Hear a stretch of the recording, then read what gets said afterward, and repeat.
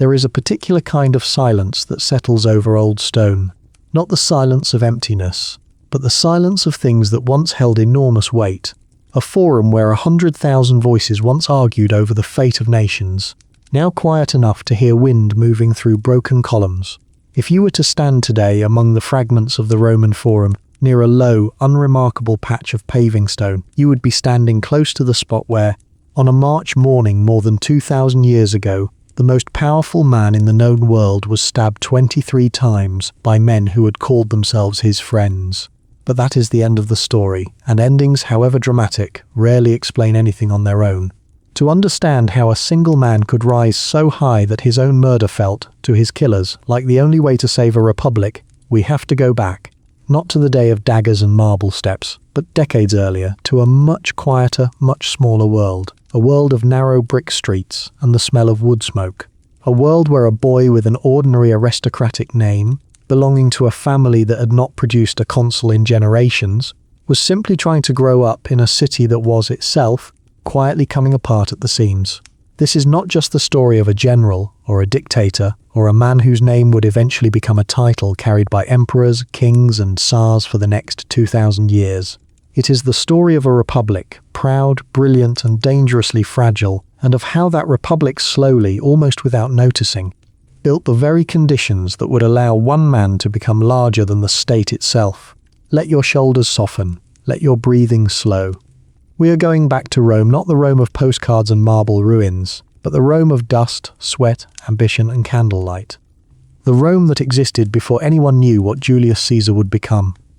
Rome, in the 2nd century before our era, was not yet the gleaming imperial capital that later centuries would imagine. It was something rougher, louder, and in many ways more alive. The city sat across 7 hills beside the Tiber River, a muddy brown waterway that carried grain barges, fishing boats, and the occasional body of a criminal thrown from the Tarpeian rock. The streets nearest the river flooded almost every winter, turning the lower districts into a maze of temporary bridges made from planks and old furniture. Wealthier families had long since moved to higher ground, but most Romans, the vast majority of the roughly 1 million people who would eventually call the city home, lived packed into multi-story apartment blocks called insulae, buildings so poorly constructed that fires and sudden collapses were simply an accepted hazard of urban life. If you had wandered through the city on an ordinary morning, you would have been struck first by the noise. Rome had no dedicated marketplaces closed off from the street the way we might imagine today.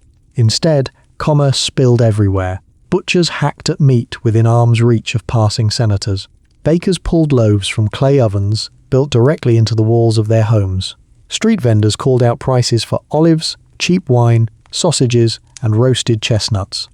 Somewhere, always, a blacksmith's hammer rang against iron, and somewhere else a group of boys played a rough game with a leather ball stuffed with feathers, while their mothers shouted at them from upper-floor windows to come inside before the water carriers came through with their creaking carts. The smell of the city was its own kind of memory: wood smoke, animal dung, frying fish, incense drifting from temple doorways, and beneath it all the mineral tang of the Tiber itself. Rome by this period governed an empire that stretched across the Mediterranean. Spain, parts of North Africa, Greece, and pieces of Asia Minor had all fallen, in one way or another, under Roman control. And yet the government managing this vast territory was still, at its heart, a city-state's institution. The Roman Republic, a system built centuries earlier when Rome had expelled its last king and vowed, with something like religious fervour, that no single man would ever rule over them again. This vow mattered enormously.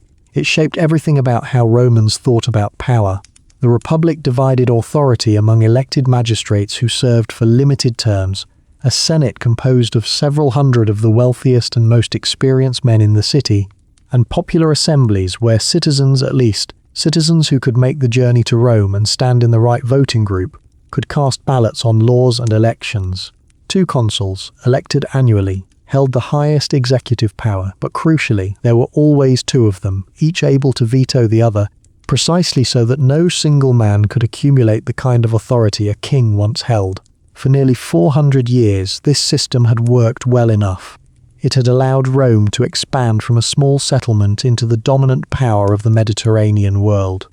But by the time our story properly begins, cracks were beginning to show. Cracks that would not become fully visible for decades, but which were already, quietly, reshaping the ambitions of Rome's noble families. The Republic's laws had been built for a city, not an empire.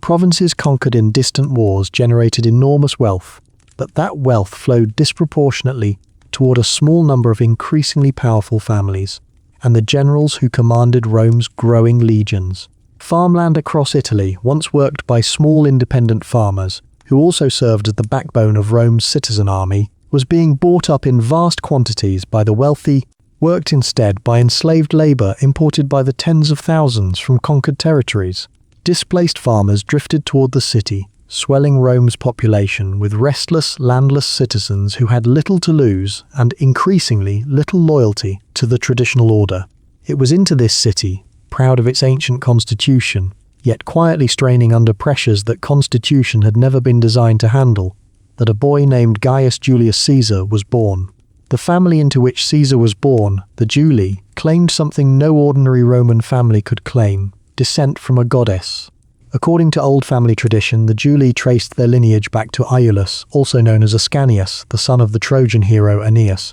And Aeneas, in turn, was said to be the son of Venus herself, goddess of love. Whether any Roman genuinely believed this literal chain of descent is a question historians still debate. What mattered more was the social function of the claim. In a culture that placed enormous weight on ancestry, the Julii carried a pedigree stretching back before Rome itself existed, connecting their bloodline to the very founding of the city and to the divine order of the cosmos. And yet, and this detail matters enormously for understanding the man Caesar would become, by the time of his birth, the Julii were what Romans called a patrician family in name only. Patrician status referred to Rome's oldest aristocratic class, families whose ancestors had supposedly sat in the earliest councils of the city under its kings. It was a title of extraordinary prestige. But prestige in Roman politics meant little without recent political achievement, and the Julii had not produced a consul, Rome's highest elected office, in over a century.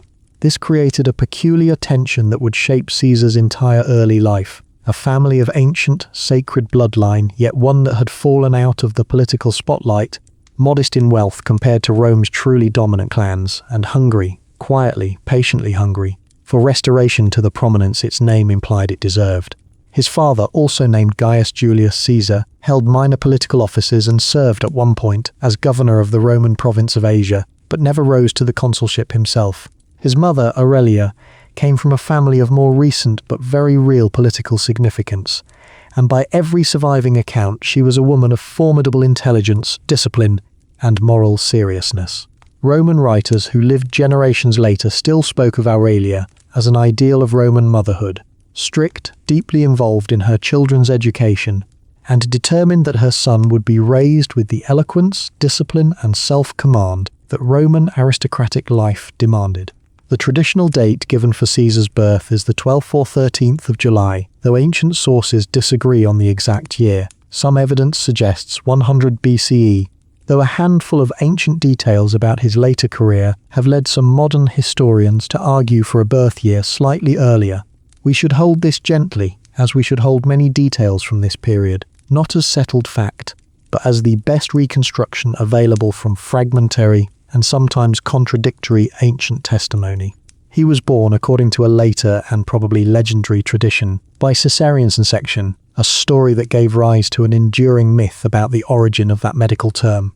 though most historians now doubt the connection, since Roman caesarean procedures at the time were almost never survivable for the mother, and Aurelia lived for decades afterward. It is one of many small legends that would eventually gather around Caesar's name, blurring, ever so slightly, the line between the man and the myth that later generations wanted him to be. What we can say with more confidence is this: he was born into a home on the Subura, one of Rome's most crowded, chaotic, and, by the standards of the aristocracy, unglamorous districts. The Subura was a valley between the Esquiline and Viminal hills, packed with insulae, workshops, taverns, and a reputation for rough characters and rougher streets. It was not where Rome's grandest families typically lived. That a patrician family of ancient divine lineage made their home there tells us something important. Whatever prestige the Julii carried in name, Their actual circumstances were closer to genteel modesty than aristocratic splendor. Picture, then, a household in that valley. Oil lamps flickering against plastered walls, the murmur of Aurelia's voice reciting lines of literature to her son long before he could read them himself. The distant sound of the Subura's markets and workshops drifting through shuttered windows. This was the world in which the boy who would one day command legions, rewrite the calendar, and be worshipped as a god after his death, first learned to speak, to walk, and, under his mother's careful supervision, to think. To understand Caesar's childhood, we need to step back once more and look at the political weather system swirling above Rome during his earliest years. Because it was not calm weather, and it would shape everything about how the young Caesar came to understand power, danger, and survival. Roman childhood, for a boy of Caesar's class, followed a fairly consistent pattern. Education began at home, often with the mother playing a significant early role, exactly as Aurelia seems to have done. Around the age of 7, formal schooling typically began, sometimes with a private tutor, often a well-educated Greek slave or freedman, teaching reading, writing, arithmetic, and eventually the foundations of rhetoric, the art of persuasive public speaking that formed the absolute core of Roman elite education. Rhetoric was not a decorative skill. In a political culture built on public assemblies, courtroom trials, and Senate debates, the ability to speak persuasively was quite literally the currency of power.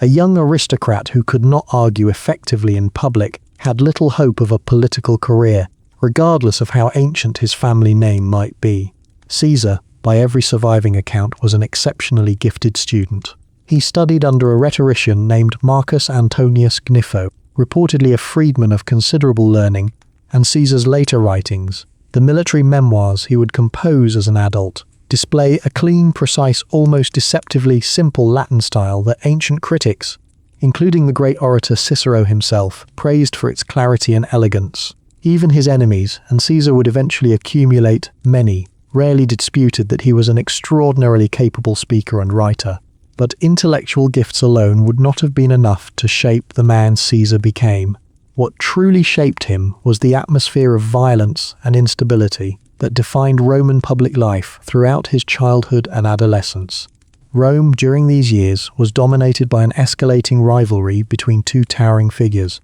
Gaius Marius and Lucius Cornelius Sulla. Marius was, by the time of Caesar's birth, arguably the most celebrated man in Rome. A novus homo, a new man, meaning the first in his family to reach the consulship, a background that in Rome's status-obsessed culture required extraordinary achievement to overcome. Marius had reformed the Roman army, opening military service to landless citizens who had previously been excluded, and had won crucial victories against invading tribes that had threatened Italy itself. He was in many ways a genuine hero to the Roman people, and he would eventually be elected consul an unprecedented 7 times. And here we arrive at a detail of enormous consequence for young Caesar's future. Marius was his uncle by marriage. Caesar's aunt, Julia, was Marius's wife. This family connection placed the Julii, almost by accident of marriage, on one side of what would become the most dangerous political fault line in Roman history. Sulla, Marius's former subordinate and eventual bitter rival, represented the opposing faction, broadly aligned with the more traditional aristocratic wing of the Senate, deeply resentful of what he and his allies saw as Marius's dangerous popularity with the common people and his willingness to bend or break constitutional norms to hold on to power. The rivalry between these two men did something Rome had never truly experienced in living memory. It turned the machinery of the Republic, its armies, its magistracies, its laws, into weapons in a purely internal personal conflict. In 88 BCE, when Caesar was still a young boy, Sulla did the previously unthinkable. He marched a Roman army into Rome itself to settle a political dispute by force, becoming the first Roman general in the Republic's history to do so. Marius fled the city. Sulla, having made his point, departed to fight a war in the east against King Mithridates of Pontus. And the moment he left, Marius returned with an army of his own, seizing Rome and unleashing a wave of brutal killings against his political enemies.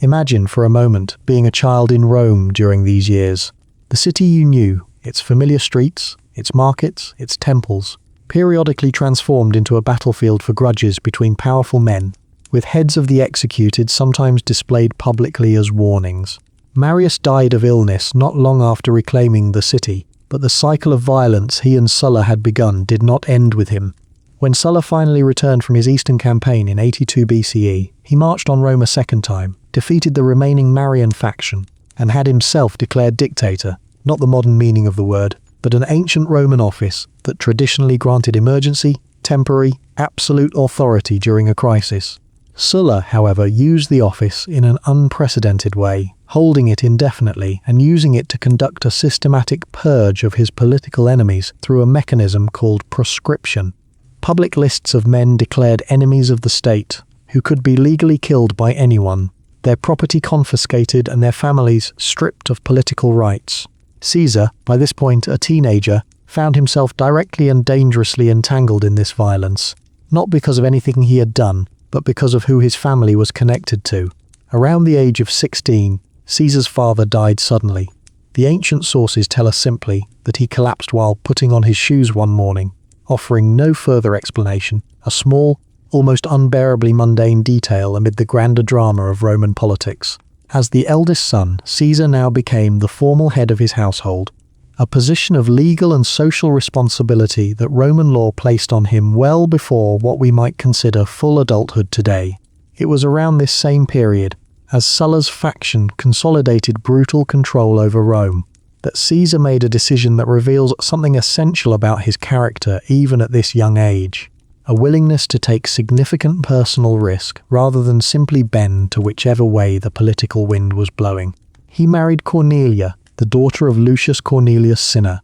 a leading figure of the Marian faction that Sulla had just violently crushed. This was not a marriage of political convenience designed to curry favour with the new regime. It was, if anything, the opposite. Marrying into the defeated faction's leading family, at the very moment that faction lay shattered and its members were being hunted, was either remarkably brave, remarkably stubborn, or some combination of both. Sulla noticed. When the dictator demanded that Caesar divorce Cornelia, a demand that most young men in Caesar's precarious position would have obeyed immediately, given the obvious danger of defying an absolute ruler who was actively executing his enemies, Caesar refused. The consequences were immediate and severe. Caesar was stripped of his inheritance, his wife's dowry was confiscated, and he was placed effectively on a watch list of individuals connected to the defeated faction. According to the ancient biographer Suetonius, writing more than a century later, Caesar was forced to go into hiding, moving from one refuge to another almost nightly to avoid Sulla's agents, at one point supposedly bribing a search party to overlook him despite being seriously ill with what may have been a recurring fever. Eventually, influential relatives and family friends, including, according to tradition, the Vestal Virgins themselves, and members of Sulla's own circle who respected the Julii family's ancient standing, successfully petitioned for Caesar's life to be spared. Sulla reportedly agreed, but not without a warning that ancient historians love to record, whether or not the exact words are authentic, that in this young man he saw many Mariuses. It is a striking story, almost too neatly foreshadowing everything that would follow, and modern historians rightly treat it with some caution, since ancient biographers often shaped early life anecdotes to prefigure their subjects' later fame. But even accounting for embellishment, the underlying facts appear solid. A teenage Caesar, facing real mortal danger during one of the most violent periods in Republican history, chose personal loyalty and perhaps a certain instinctive stubbornness over the safer path of compliance. It was a pattern, calculated risk-taking in service of personal principle and long-term advantage, that would repeat throughout his life, on scales that would eventually reshape the entire Mediterranean world. With Rome no longer safe for him under Sulla's continuing dominance, the young Caesar did what many ambitious young Roman aristocrats did when the political climate at home turned hostile. He left the city and sought military service abroad. Caesar's first military posting took him to the province of Asia, in what is now western Turkey, serving on the staff of the provincial governor. It was here, during the siege of the city of Mytilene on the island of Lesbos, that Caesar earned his first significant public distinction, the Corona Civica, or civic crown, a woven wreath of oak leaves awarded to a Roman soldier who had saved the life of a fellow citizen in battle and held the ground on which he did so. This was no minor decoration. The civic crown was considered one of the most prestigious honors in the entire Roman military system, and its recipient was granted a permanent and remarkable privilege, the right to wear it at public games and ceremonies, where by long custom everyone present, including senators, was required to rise in his honor. For a young man not yet 20, still under a cloud of political suspicion back in Rome, this was an extraordinary credential, evidence that whatever doubts Sulla's regime harbored about his loyalty, his personal courage and capability on the battlefield were beyond question. Following his service in Asia, Caesar spent time fighting pirates in Cilicia, a region of the eastern Mediterranean notorious for maritime raiders, before word reached him that Sulla had died. The great dictator, having achieved his aims and reformed the constitution to strengthen the Senate's authority against future populist challengers, had voluntarily retired from his dictatorship and died shortly afterward of natural causes, a peaceful end that many of his enemies, and perhaps a few of his own supporters,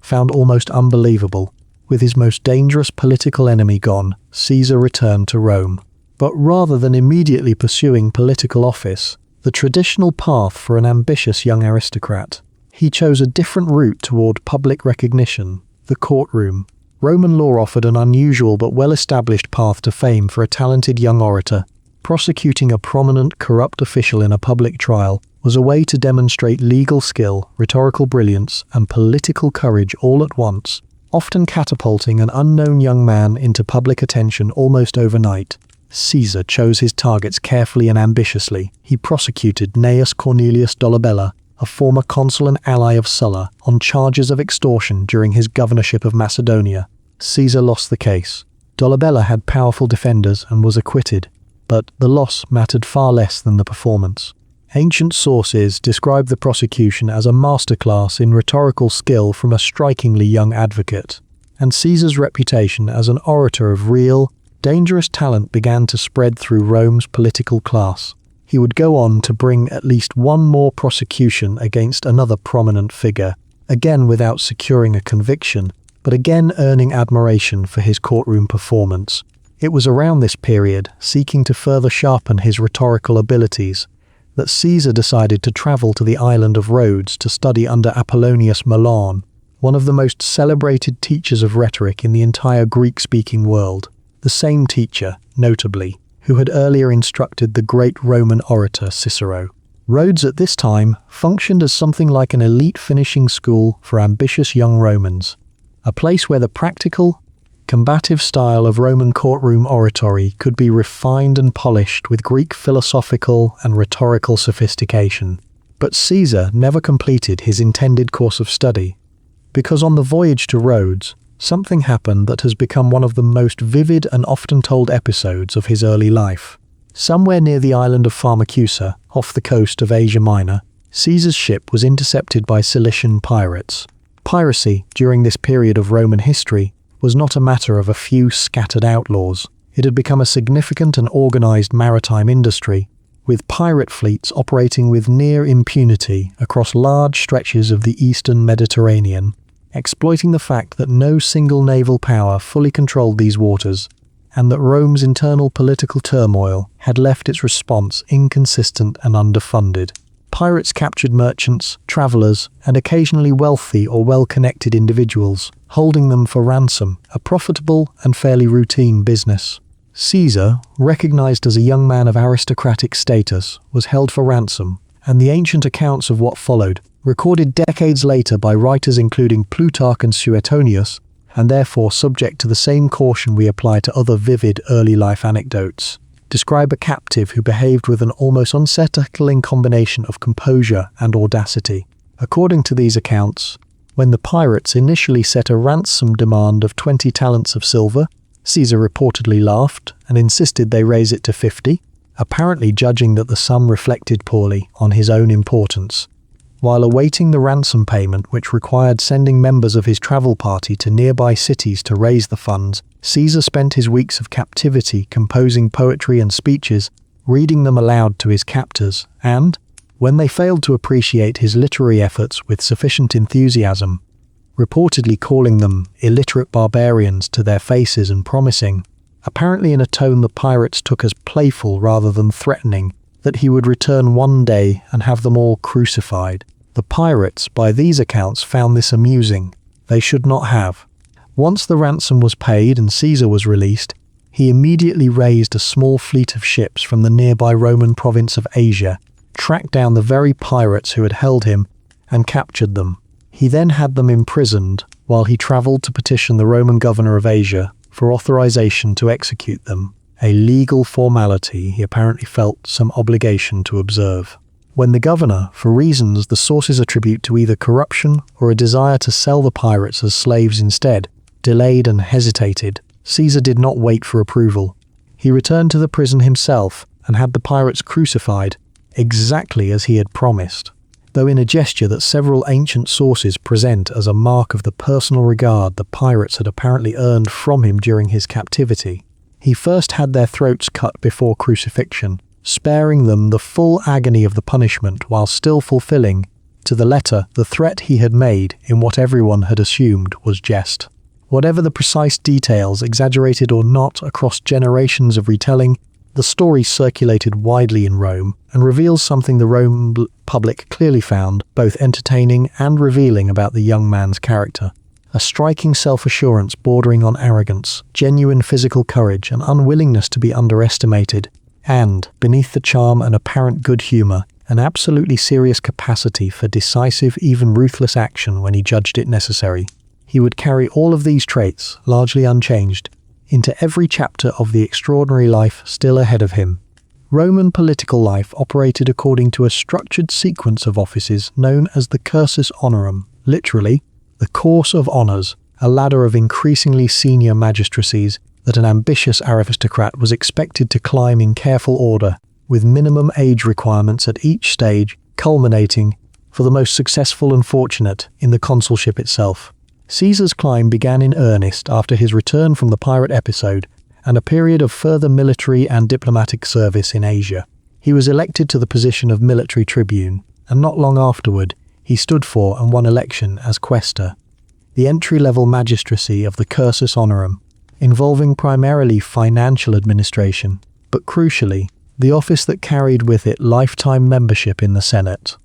It was during his term as quaestor, serving in the province of Further Spain, that Caesar experienced what several ancient sources describe as a moment of profound personal reflection. Plutarch records a story, again one to hold with appropriate historical caution, given how neatly it anticipates Caesar's later ambitions, that while visiting the city of Gades, modern-day Cadiz, and encountering a statue of Alexander the Great, Caesar was struck by grief, reportedly remarking that Alexander had already conquered the known world by the age Caesar had now reached, while he himself had accomplished nothing of comparable significance. Whether or not the anecdote is literally true, it captures something ancient writers clearly believed was authentic to Caesar's temperament, an acute, almost restless awareness of time passing, and a hunger for achievement that ordinary political success within the existing Roman system could not fully satisfy. Around this same period, personal tragedy struck. His wife Cornelia, who had remained loyal to him through the dangerous years of Sulla's proscriptions, died,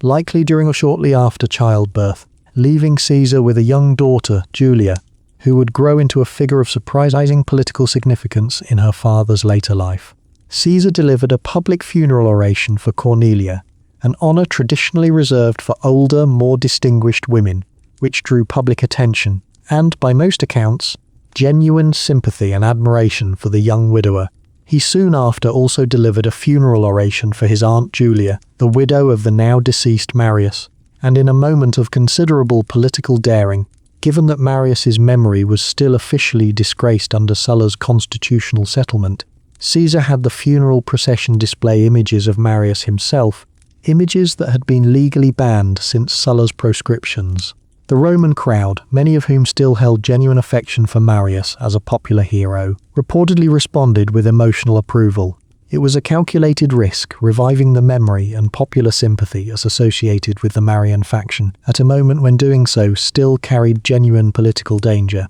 and it worked exactly as Caesar seems to have intended, marking him publicly and deliberately as a rising champion of the popular faction in Roman politics, the populares, as opposed to the more conservative optimates, who had dominated since Sulla's reforms. He remarried, this time to Pompeia, a granddaughter of Sulla himself, a match that reflected Caesar's careful, ongoing effort to build political bridges even while positioning himself as a champion of the opposing faction, a balancing act that would define much of his early political career. Caesar's next major office was the aedileship, a magistracy responsible for the maintenance of public buildings, regulation of markets, and, most significantly for an ambitious politician, the organization of public games and festivals. This was, for Caesar, an opportunity dressed as an administrative duty. Roman public games, gladiatorial combats, theatrical performances, chariot races, and public feasts were among the most powerful tools available to an ambitious politician for winning popular favor.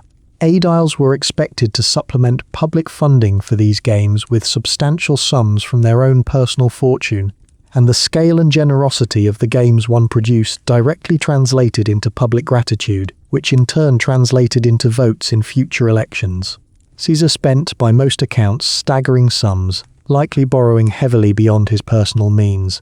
accumulating debts that would remain a persistent feature of his political career for years afterward. To produce games and public spectacles of extraordinary scale, he restored public monuments associated with Marius that Sulla's regime had removed, again deliberately courting the popular sympathy for the old general. He staged combats involving hundreds of gladiators, a scale that reportedly alarmed some senators, enough that they passed restrictions limiting the number of gladiators any single individual could keep in Rome, worried, not unreasonably, about the potential for a private armed following disguised as entertainers. This pattern, extravagant personal spending to win public loyalty, financed by debt that placed him under increasing financial pressure, would become one of the defining and, to his conservative senatorial opponents, most alarming features of Caesar's rise.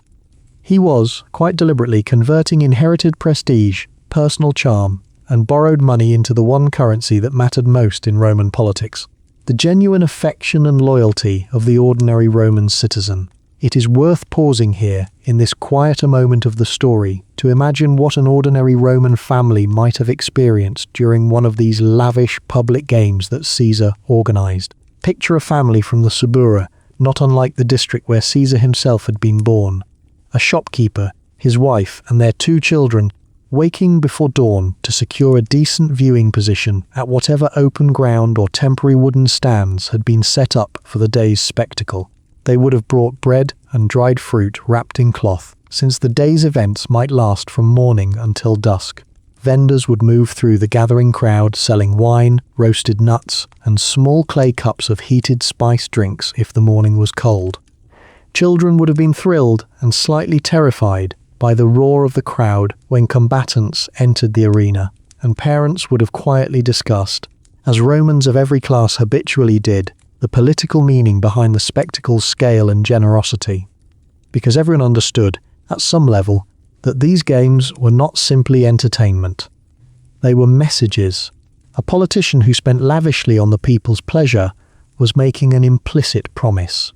that he valued them, that he would remember them, and that their support in the voting assemblies would be rewarded with continued generosity if he rose further in public life. For families like this, and there were hundreds of thousands of them across Rome, Caesar's aedileship would have represented one of their most direct and vivid personal encounters with the young aristocrat's rising political fortunes. They may never have exchanged a single word with him, but they would remember his name, associate it with a day of spectacle and enjoyment, and carry that memory with them into the voting assemblies for years afterward. In 63 BCE, Caesar made a bold and financially reckless bid for one of the most prestigious religious offices in the entire Roman state: Pontifex Maximus, the chief priest of Rome's official state religion. This was, on its surface, a surprising ambition for a man still relatively early in his political career, competing against far more senior and established senators for a position of immense religious and symbolic authority,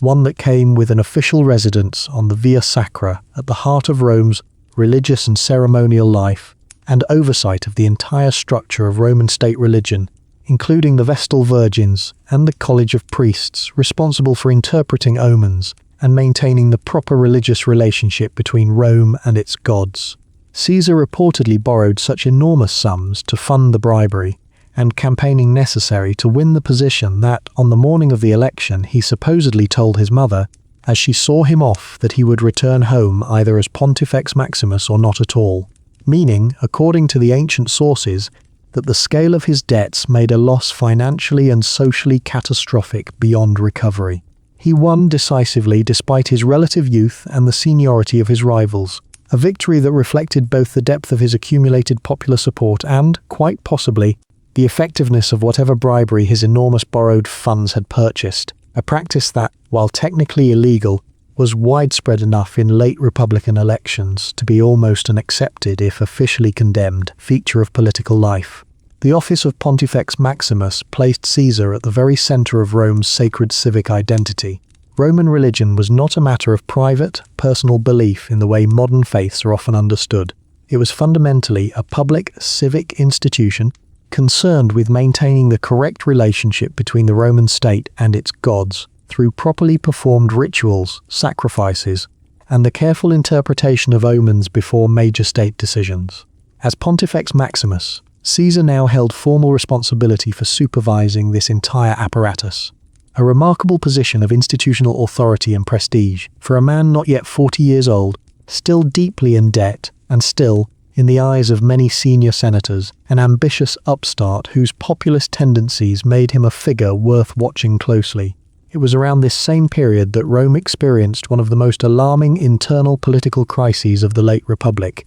the conspiracy of Lucius Sergius Catilina, commonly known to history as Catiline. Catiline, a patrician of considerable but frustrated ambition, having failed repeatedly to win the consulship through legitimate means, allegedly organized a conspiracy involving armed uprising, assassination of leading senators, and possibly arson within the city itself, intending to seize power by force amid the genuine economic desperation of many indebted Romans, both aristocratic and common, who saw violent upheaval as preferable to their current circumstances. The conspiracy was exposed and denounced publicly by the sitting consul, the great orator Marcus Tullius Cicero, in a series of famous speeches that remain, to this day, among the most studied examples of Roman political oratory. Several of the captured conspirators faced a critical question in the Senate. Should they be executed immediately without formal trial, given the emergency circumstances, or should due legal process be followed? Caesar, notably, argued against summary execution, proposing instead permanent imprisonment in various towns across Italy and confiscation of the conspirators' property, a position rooted, at least in part, in his consistent legal and political principle that Roman citizens possessed a fundamental right to trial, a principle he would return to and defend throughout his career, even as his own later actions would eventually push far beyond conventional constitutional limits. The Senate, swayed ultimately by the impassioned arguments of Cato the Younger, a rigid and deeply principled defender of traditional republican values, who would become one of Caesar's most persistent lifelong opponents, voted for immediate execution instead. The conspirators were killed without trial. This episode is worth lingering on for a moment because it introduces us to two figures, Cicero and Cato, who will recur throughout the rest of Caesar's story, and because it reveals something important about the atmosphere of anxiety and instability that increasingly characterized Roman public life during these years, a republic increasingly willing to bend or suspend its own legal principles when senators judged the state to be in sufficient danger,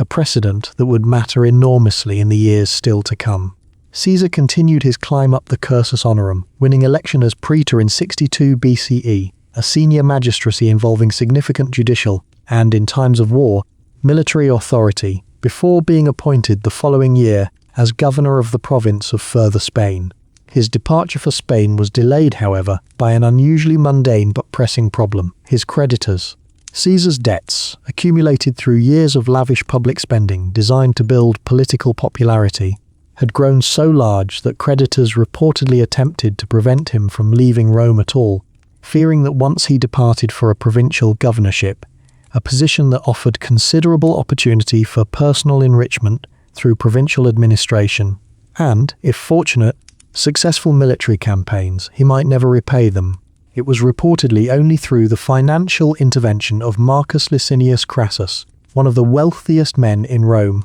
and a figure who will soon become central to our story, that Caesar was able to settle enough of his most pressing debts to depart for his province. In Spain, Caesar proved himself, for the first time on a significant scale, as a military commander in his own right, conducting campaigns against local tribes and, crucially, generating enough plunder and provincial revenue to substantially settle his debts and return to Rome not merely solvent, but genuinely wealthy, a transformation that mattered enormously for what came next. He returned to Rome in 60 BCE facing an unusual political dilemma. He wished to celebrate a formal triumph, the elaborate victory parade granted to successful Roman generals, one of the highest honours the Republic could bestow. But Roman law required a general awaiting a triumph to remain outside the city's sacred boundary, the Pomerium, until the ceremony itself, while also requiring candidates for the consulship to register their candidacy in person within the city. Caesar petitioned the Senate for an exception that would allow him to stand for the consulship in absentia,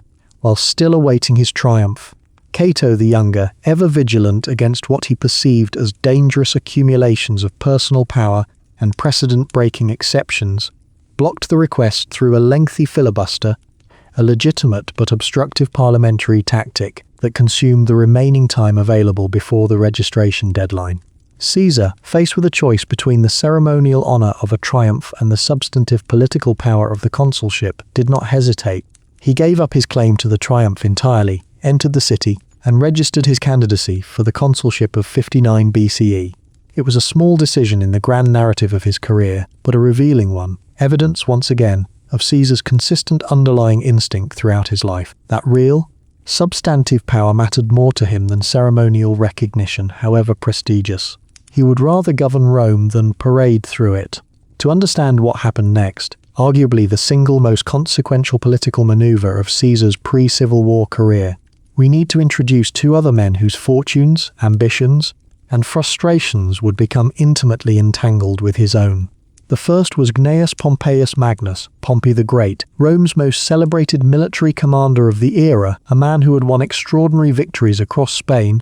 against pirates throughout the Mediterranean, and in a sweeping campaign across Asia Minor and the Near East that had dramatically expanded Roman territory and influence. Pompey returned to Rome in 62 BCE at the height of his military glory, expecting the Senate to promptly ratify his eastern settlements and provide land grants for his veteran soldiers, as was customary for a victorious general. Instead, he found himself blocked and frustrated by a conservative senatorial faction, led in significant part by Cato, deeply suspicious of Pompey's popularity and unwilling to grant him the customary rewards, fearing precisely the kind of dangerous personal power that a wildly popular general with a loyal veteran army might come to represent. The second was Marcus Licinius Crassus, reputed to be the wealthiest man in Rome, who had built his fortune partly through highly aggressive real estate dealings, including, according to persistent, if perhaps exaggerated tradition, purchasing burning buildings at low prices from desperate owners while his private fire brigade stood by,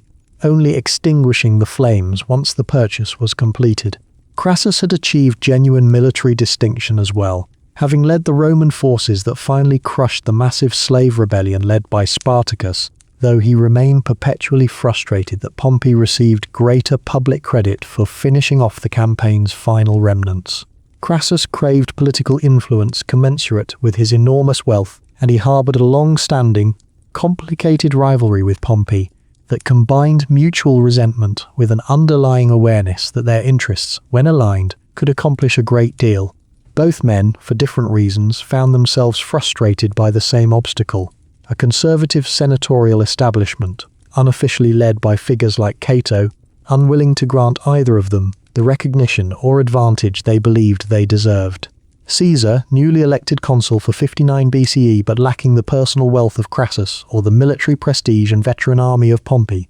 recognized an opportunity. He brokered what modern historians call the First Triumvirate, though the term itself is a later historical label rather than anything the three men would have used at the time, since it carried no official legal status whatsoever. It was, in essence, a private political alliance. Pompey and Crassus would use their combined wealth, popular support, and political influence to help secure Caesar's legislative agenda as consul and support his subsequent political ambitions, In exchange, Caesar, as consul, would push through legislation ratifying Pompey's eastern settlements and providing land for his veterans, while also serving the broader interests of all three men. To seal this alliance further, Caesar offered his own daughter Julia in marriage to Pompey, a union that, by all surviving accounts, developed into a marriage of genuine mutual affection between Pompey, who was considerably older, and the much younger Julia, adding a personal, emotional dimension to what had begun as a purely calculated political arrangement.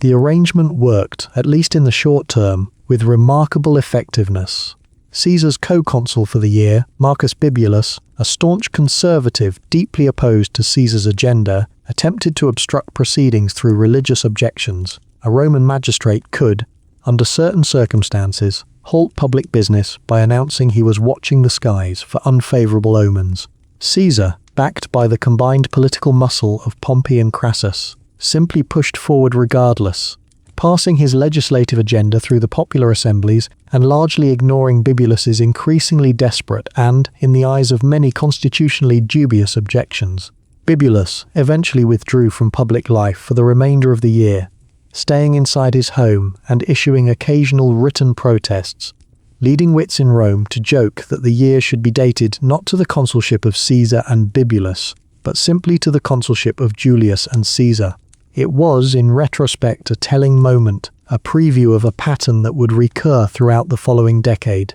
Traditional constitutional mechanisms designed to check and balance power, proving increasingly unable to restrain a determined political actor backed by sufficient popular and military support. As his consular year drew to a close, Caesar needed to secure his next position carefully. Roman law provided some protection for a sitting magistrate against prosecution for actions taken in office, but that protection ended the moment he returned to private life,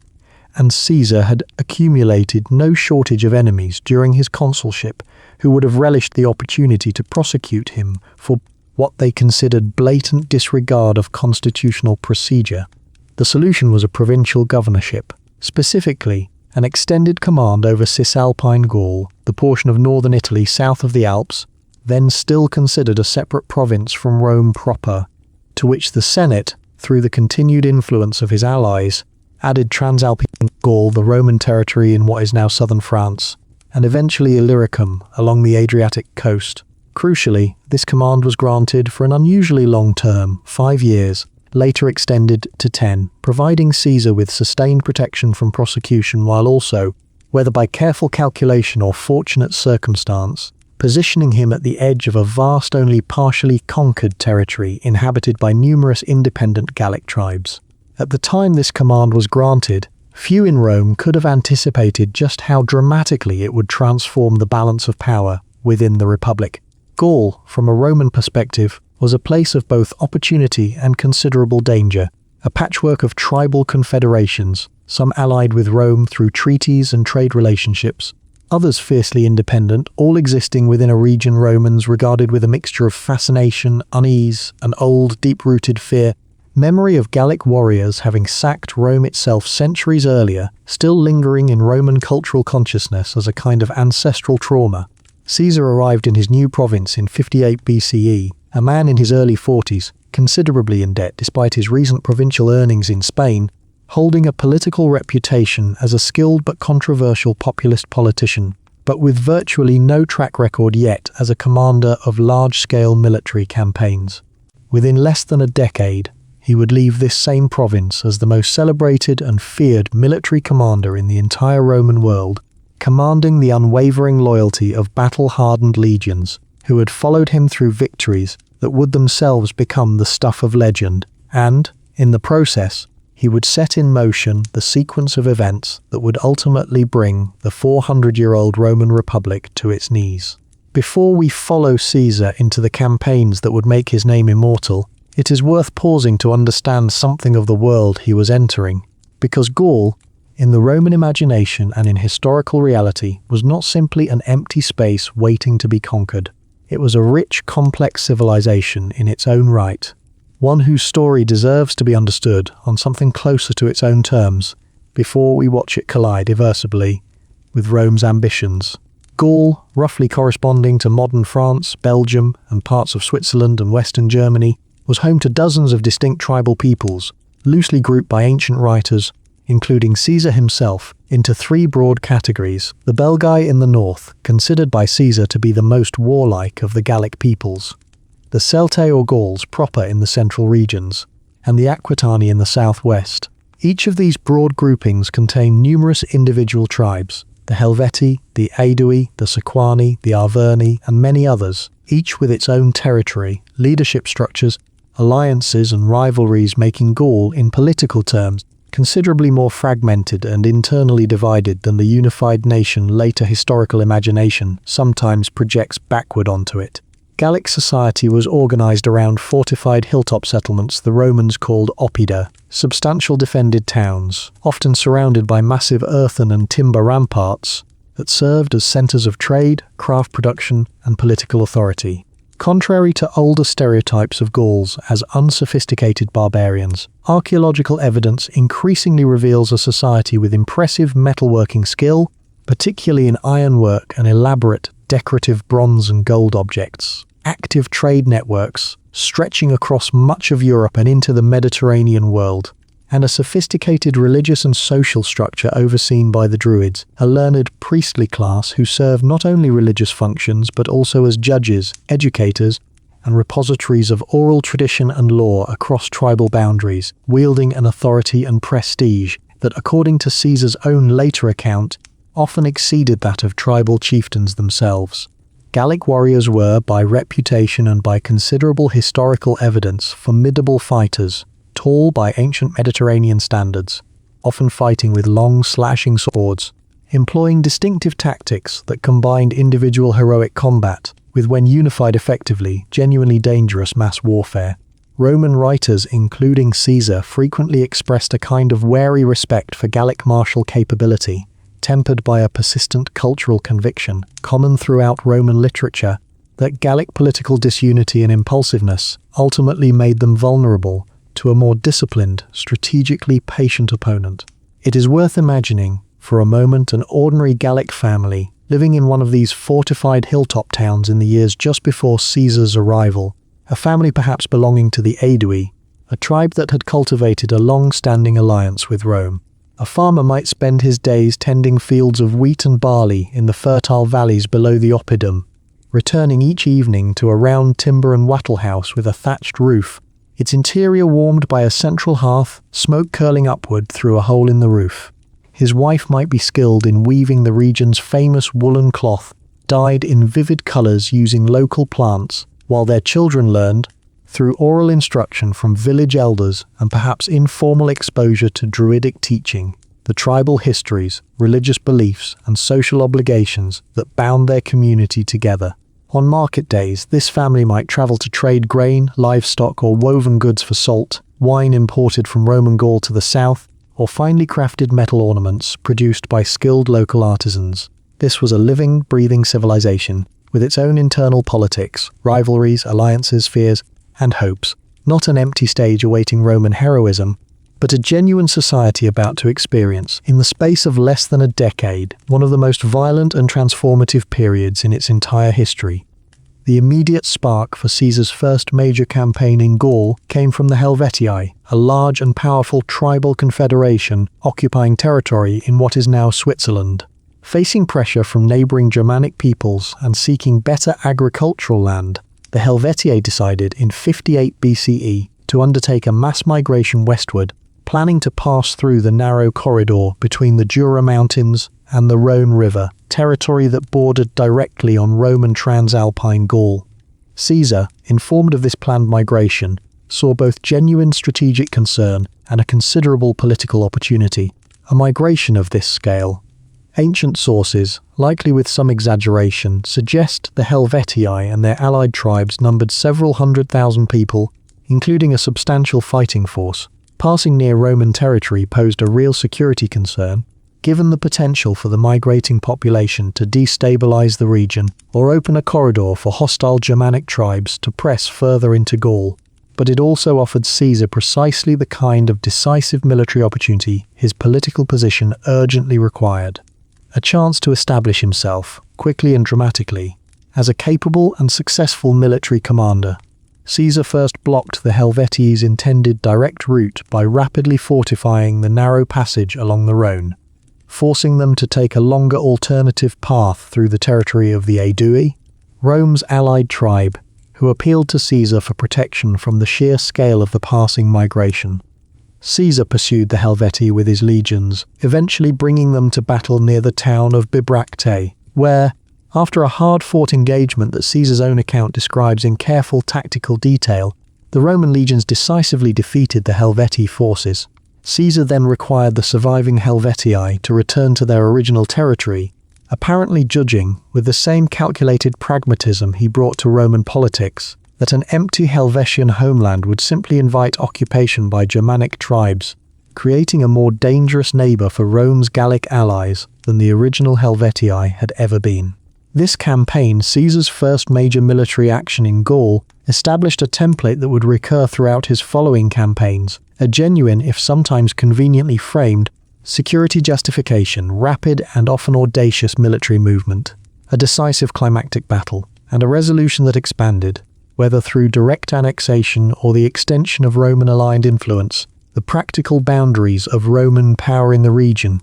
all while generating exactly the kind of dramatic, reportable success that Caesar needed to send back to Rome, where his own carefully composed written accounts of these campaigns, published and circulated as what we now know as his commentaries on the Gallic War, served simultaneously as military records and as sophisticated political propaganda, keeping his name and his achievements prominently before the Roman public during the years he remained physically absent from the city. Caesar's success against the Helvetii was quickly followed by confrontation with a different and, in some ways, more serious challenge. Ariovistus, a powerful Germanic chieftain who had earlier been invited across the Rhine by the Sequani tribe to help them in a local conflict with their rivals, the Aedui, but who had since settled his forces permanently in Gallic territory and was demanding an increasing share of Gallic land, imposing harsh terms on the tribes that had originally invited his assistance. The Aedui and other Gallic tribes, now genuinely alarmed by Ariovistus's growing power and demands, appealed to Caesar for help,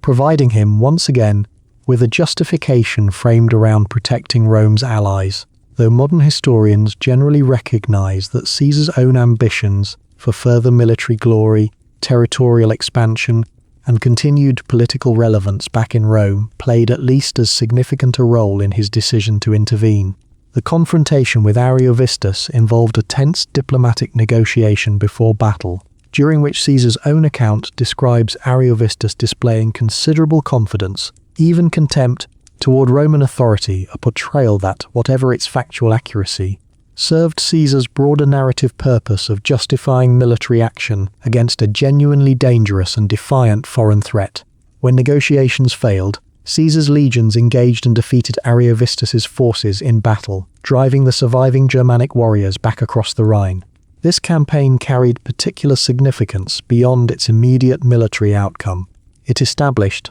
at least for the following several years, the Rhine as a practical boundary between Roman-influenced Gaul and the Germanic territories to the east, a boundary that would remain broadly significant in European history for centuries afterward. It also reinforced, in the minds of Rome's Gallic allies, both genuine gratitude for protection from a real external threat and a growing, more uneasy awareness that Roman military power, once invited into Gallic affairs, showed little inclination to withdraw once the immediate crisis had passed. Before we continue further into Caesar's Gallic campaigns, it is worth turning our attention, briefly, away from generals and tribal chieftains, toward the ordinary Roman soldiers whose collective endurance, discipline, and loyalty made these campaigns possible at all. A Roman legionary of this period was typically a Roman citizen who had enlisted, often from the poorer or landless classes that Marius's earlier military reforms had first opened to regular service, for a term that could stretch to 16 years or more. Life within the legion was demanding in ways that are easy to underestimate from a comfortable historical distance. Long marches covering 20 miles or more in a single day, carrying not only weapons and armor, but also entrenching tools, several days' rations and personal equipment, the whole combined weight earning legionaries the half-affectionate nickname Marius's mules, At the end of each day's march, regardless of exhaustion or weather, soldiers were required to construct a fully fortified camp, complete with ditch, rampart, and palisade, a discipline so consistent that Roman camps of this era followed a standardized layout, precise enough that a soldier transferred from one legion to another could find his way to the correct section of camp almost by instinct. Diet was simple but generally adequate by ancient standards. Grain, usually prepared as a coarse bread or porridge, formed the staple, supplemented with whatever vegetables, cheese, and occasionally meat that could be foraged, purchased from local populations, or supplied through the army's logistical system, itself a remarkably sophisticated undertaking for the ancient world, requiring careful coordination of supply lines stretching sometimes hundreds of miles back towards secure Roman territory. Discipline within the legions was severe, built on a foundation of collective responsibility, harsh punishment for cowardice or dereliction, but also genuine camaraderie forged through shared hardship, and crucially, for understanding Caesar's particular success as a commander, a real and carefully cultivated relationship between general and soldier. Caesar was, by virtually unanimous ancient testimony, extraordinarily skilled at winning the personal loyalty of his troops. He shared their physical hardships during campaigns, reportedly marching on foot alongside them rather than always riding, exposed himself to genuine personal danger during battles rather than remaining safely at the rear, knew many soldiers by name, and was notably generous in distributing plunder and rewards after successful campaigns. This personal bond between Caesar and his legions would prove, in time, to be one of the single most consequential relationships in the entire history of the Roman Republic, because an army that feels genuine personal loyalty to its commander, rather than abstract loyalty to the distant institutions of the state, becomes, whether intended or not, a political instrument of extraordinary and dangerous potential. For now, in the relatively early years of the Gallic campaigns, this loyalty simply meant a series of hard-fought, difficult victories, won gradually and at real cost in Roman and Gallic lives, expanding Roman influence and control across a huge, unfamiliar, and often fiercely resistant to territory. But it was building, campaign by campaign, year by year, towards something that neither the ordinary legionaries marching through Gallic forests nor the senators debating in Rome's marble chambers could yet fully perceive, an army whose loyalty belonged, in every meaningful sense, not to the Roman Senate and people, but to one man. With the Helvetii subdued and Ariovistus driven back across the Rhine, Caesar might reasonably have concluded that his initial security objectives in Gaul had been achieved. Instead, in 57 BCE, he turned his attention northward, toward the Belgic tribes, a large and, according to Caesar's own account, particularly formidable confederation of peoples inhabiting the region, roughly corresponding to modern Belgium and northeastern France. Caesar justified this new campaign, partly on the grounds that the Belgae, alarmed by growing Roman power in Gaul following the previous year's campaigns, were forming a defensive coalition against Rome, a coalition that, from Caesar's perspective, represented a preemptive threat requiring decisive military response rather than passive Roman observation. Whatever the precise balance between genuine strategic necessity and Caesar's own evident appetite for continued military glory and the political capital it generated back in Rome, the campaign that followed was hard-fought and, at moments, genuinely dangerous for the Roman forces involved. The most severe crisis came in a confrontation with the Nervi, one of the fiercest of the Belgic tribes, who launched a sudden, devastatingly effective surprise attack on Caesar's legions while they were still constructing their camp along the Sambra River, a moment of real peril that Caesar's own account describes with unusual candor, acknowledging the near disaster of Roman forces caught in disarray, some units fighting desperately without time to properly form their customary battle lines.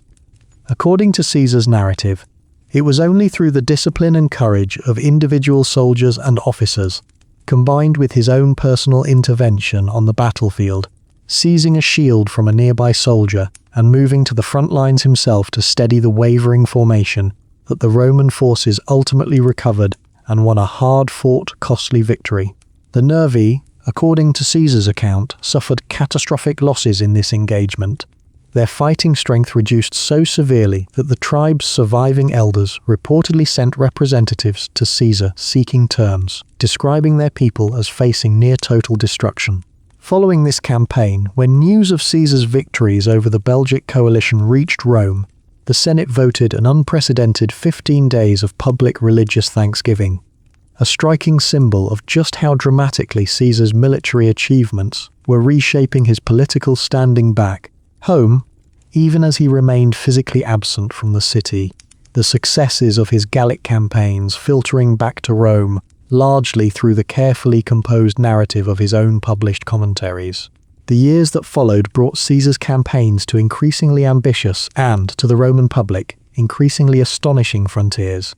In 55 BCE, responding to what he characterized as provocations from Germanic tribes crossing the Rhine into Gaul, Caesar undertook a remarkable engineering feat. Rather than transporting his army across the river by boat, as might have seemed the obvious practical solution, he ordered the construction of a wooden bridge across the Rhine itself, a river of considerable width and current, completed, according to his own account, in just 10 days, using a design of interlocking timber piles driven into the riverbed that later military engineers and historians have studied with genuine admiration for its ingenuity. Caesar led his legions across into Germanic territory, conducted a limited campaign demonstrating Roman military reach, and then, having made his strategic and symbolic point, withdrew back across the Rhine and had the bridge dismantled. That same year, and again the following year, Caesar undertook something even more dramatic from the perspective of the Roman public's imagination,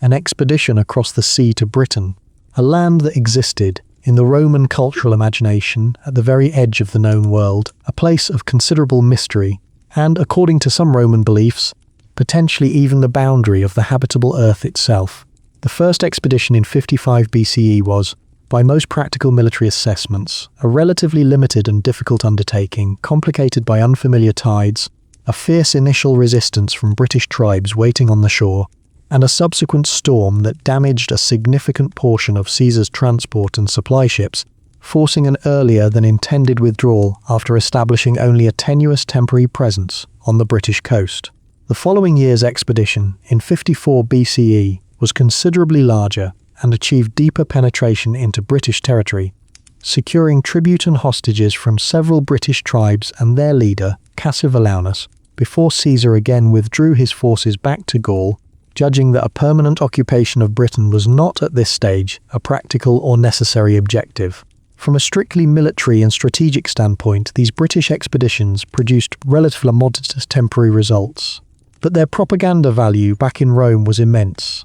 No Roman general had ever led an army across the ocean to the legendary island of Britain. The sheer audacity and novelty of the achievement captured the Roman public imagination in a way that even Caesar's more substantial victories over Gallic tribes had not fully matched, reinforcing, year after year, the sense that Caesar was not merely a successful provincial governor managing a distant frontier, but a figure of genuinely extraordinary, almost legendary personal achievement. It would be a disservice to the fuller truth of this story to let these dramatic achievements,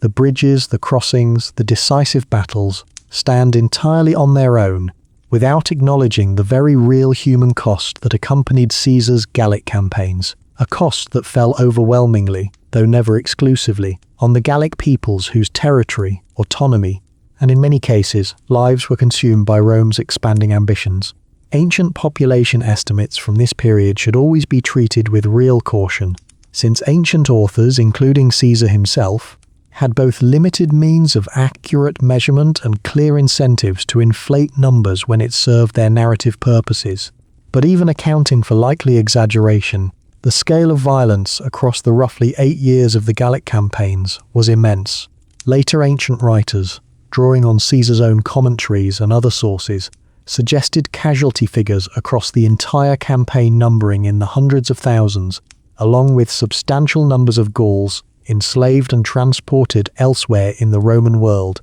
a devastating transformation for the societies and communities we described earlier. The farming families, the artisans, the fortified hilltop towns with their markets and their druids and their intricate networks of trade and alliance. It is worth remembering as we drift through this history that the same qualities that made Caesar such a compelling, even magnetic figure to contemporary Romans and to later generations of historians, his audacity, his decisiveness, his genuine personal courage, his remarkable skill at inspiring loyalty, existed alongside a capacity for calculated, sometimes brutal violence against those who resisted Roman expansion, a duality that ancient sources themselves, including writers broadly sympathetic to Caesar, did not entirely ignore or excuse. We will see, as our story continues, that Gallic resistance to Roman conquest was far from finished. A new and remarkable leader was still to emerge from among the Gallic tribes, a young nobleman of the Arverni named Vercingetorix, who would attempt something no Gallic leader before him had fully achieved, uniting a broad coalition of previously divided and rival tribes into a single coordinated resistance against Roman power, in a campaign that would produce one of the most dramatic and consequential confrontations of Caesar's entire career. But that story, along with the political storm gathering back in Rome, where the fragile alliance between Caesar, Pompey, and Crassus was beginning to show signs of the strain that would eventually shatter it entirely, belongs to what comes next in our journey together. For now, let the story rest here for a moment. Somewhere in Gaul, legionaries are settling into a fortified winter camp as the season's campaigns draw to their seasonal close, cooking fires flickering against a darkening northern sky, while far to the south, in Rome itself, senators are beginning to whisper, with a mixture of admiration and genuine unease, about just how much power one increasingly celebrated, increasingly wealthy, increasingly beloved provincial governor has managed to accumulate,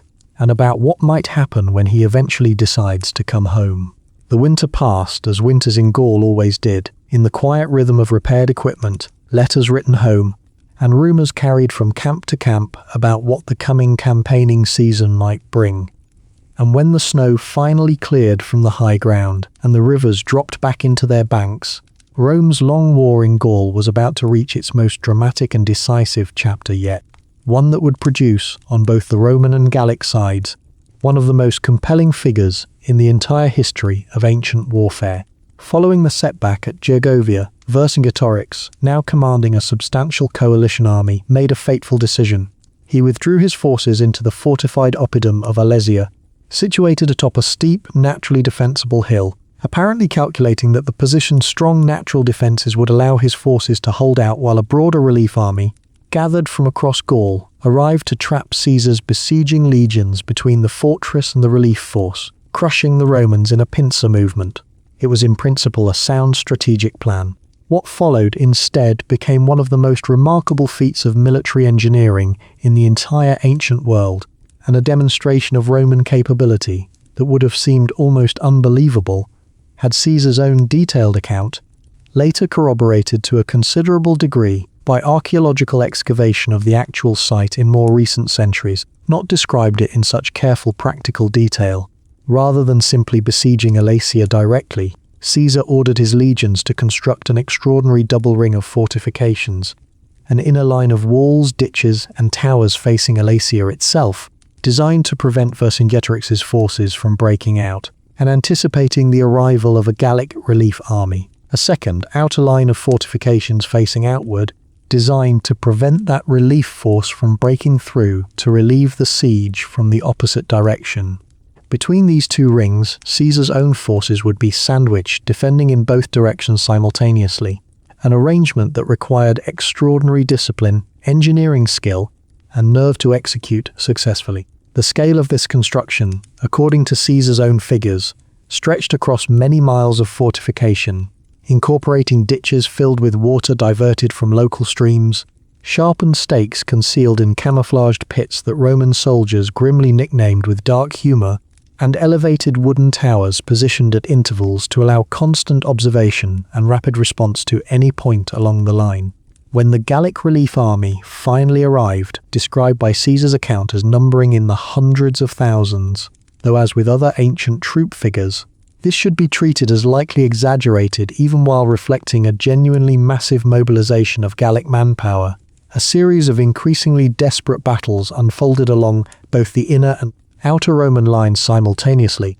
with Vercingetorix's forces inside Alesia attempting coordinated breakout attacks timed to match the relief army's assaults from outside. The climactic engagement, fought across a single extraordinarily intense day and night, saw Caesar himself, according to his own account, personally leading a cavalry reserve to reinforce a critical, nearly collapsing section of the Roman line at the decisive moment. A dramatic intervention that, whether recorded with complete accuracy or with some flattering embellishment, apparently proved sufficient to break the momentum of the combined Gallic assault. The relief army, having failed to break through, began to disperse and retreat. Inside Alesia, with no remaining hope of rescue and dwindling supplies, Vercingetorix made the decision to surrender. The scene of that surrender, as recorded by later ancient historians drawing on now lost earlier accounts, has become one of the most vivid and often retold images from the entire Gallic War. Vercingetorix, dressed in his finest armour,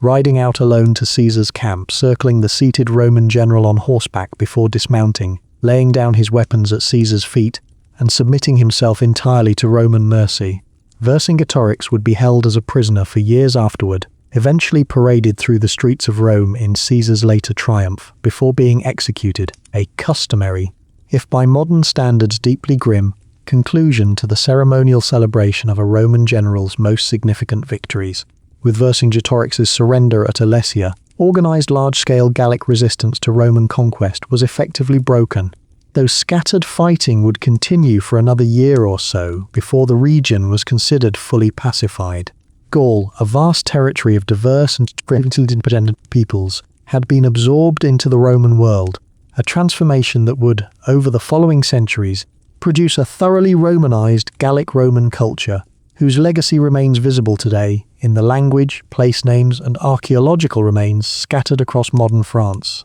For Caesar personally, the conquest of Gaul had achieved everything he could reasonably have hoped for when he first departed Rome 8 years earlier as a debt-laden, politically controversial consul, immense personal wealth extracted from provincial resources and plunder, an unshakable reputation as one of the greatest military commanders Rome had ever produced, and, most significantly of all for what's still to come, an army of extraordinarily experienced, battle-hardened veteran legionaries whose loyalty to their commander had been forged through nearly a decade of shared hardship, danger, and shared triumph.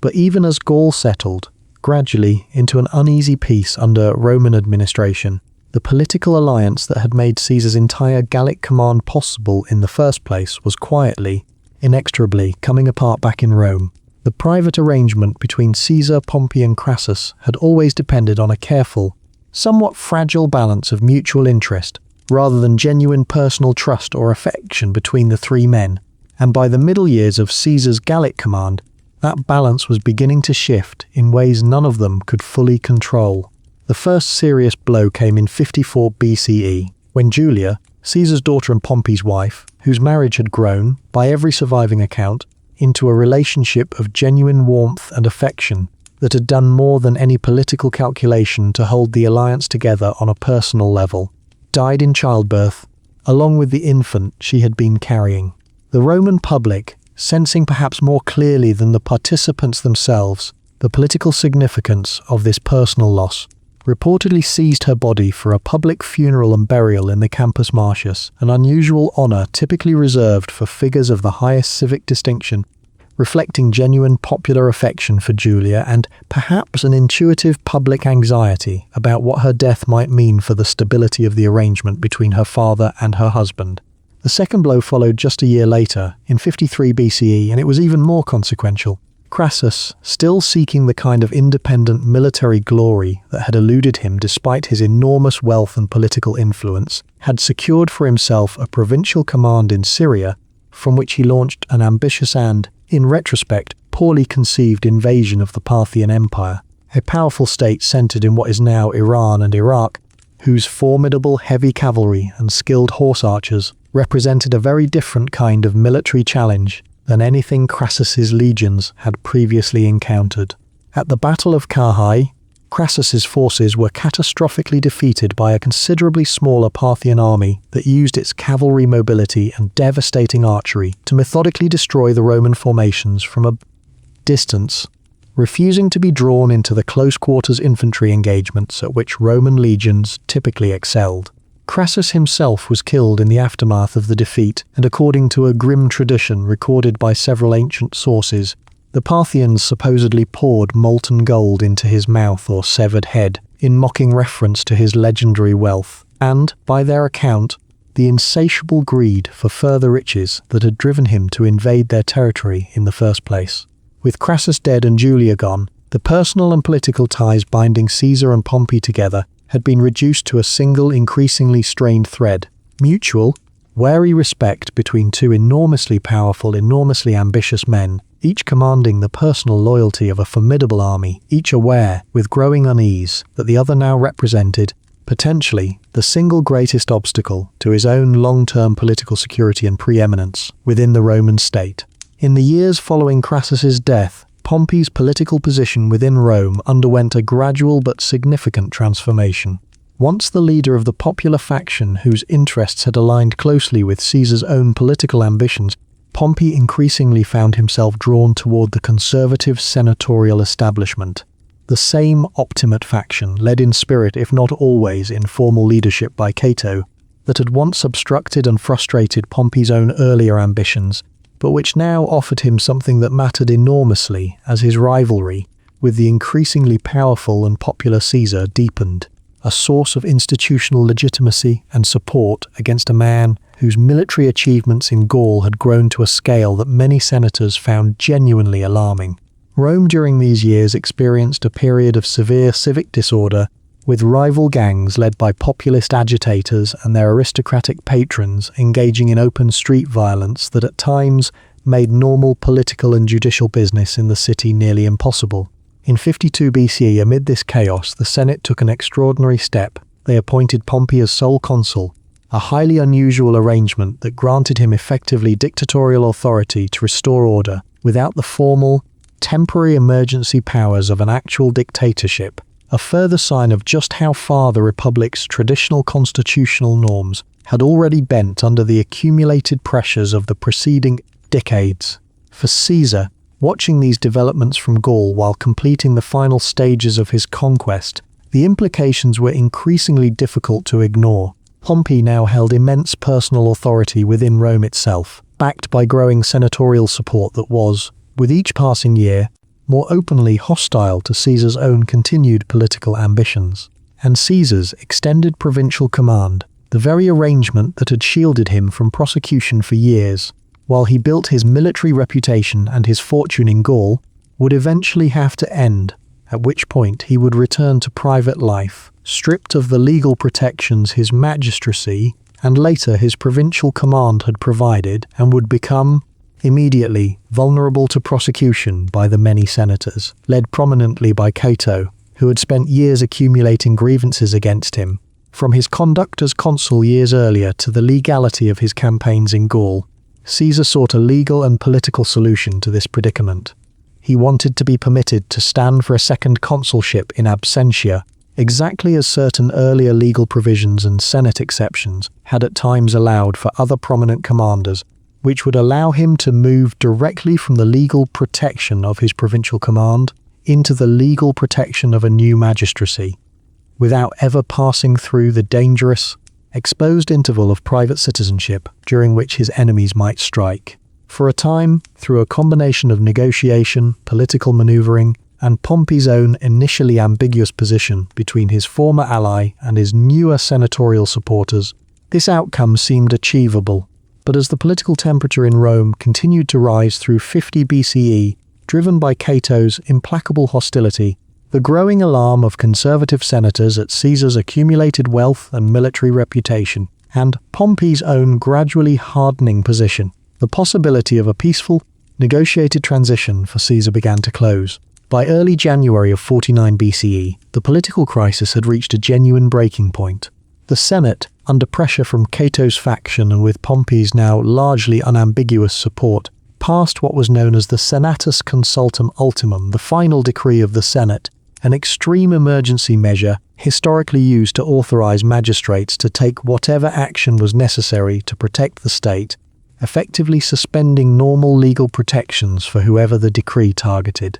This decree was directed, in substance, against Caesar, along with an order demanding that he disband his army and relinquish his provincial command by a specific deadline, or be declared a public enemy of Rome. Two tribunes of the people who had attempted to support Caesar's position and had used their traditional power to veto the Senate's actions, Mark Antony among them, a young officer who had served under Caesar in Gaul and would become an increasingly important figure in the story still to come, were forced to flee Rome, fearing for their safety, and made their way north to Caesar's camp, where their treatment, as tribunes whose sacred inviolability under Roman law had effectively been violated by the threats against them, provided Caesar with a powerful additional justification for the decision he was now weighing. Caesar was at this moment positioned with a portion of his forces at Ravenna, just north of a small river that marked the formal boundary between his province of Cisalpine Gaul and Italy proper,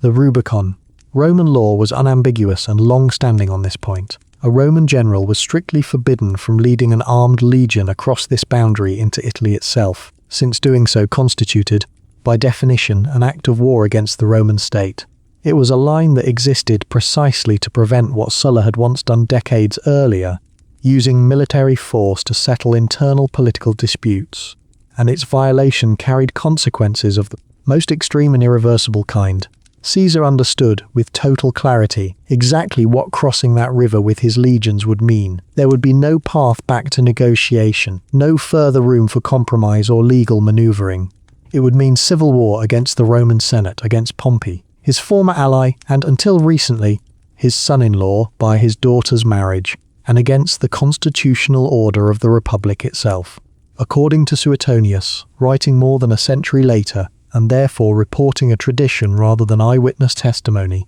Caesar hesitated at the river's edge, reportedly turning to his officers and remarking that they could still turn back, but that once they crossed, everything that followed would be determined by arms rather than law. And then, according to the same tradition, he uttered the phrase that has echoed through more than 2,000 years of subsequent history: "Alei acta est," the die is cast. We should hold even this most famous of Caesar quotations with appropriate historical humility. We cannot know with certainty that these exact words were spoken, in this exact moment, in this exact form. But the underlying historical reality the story captures is beyond serious dispute. Sometime in early January of 49 BCE, Julius Caesar led an armed legion across the Rubicon River into Italy, and in doing so, deliberately and irreversibly plunged the Roman Republic into civil war.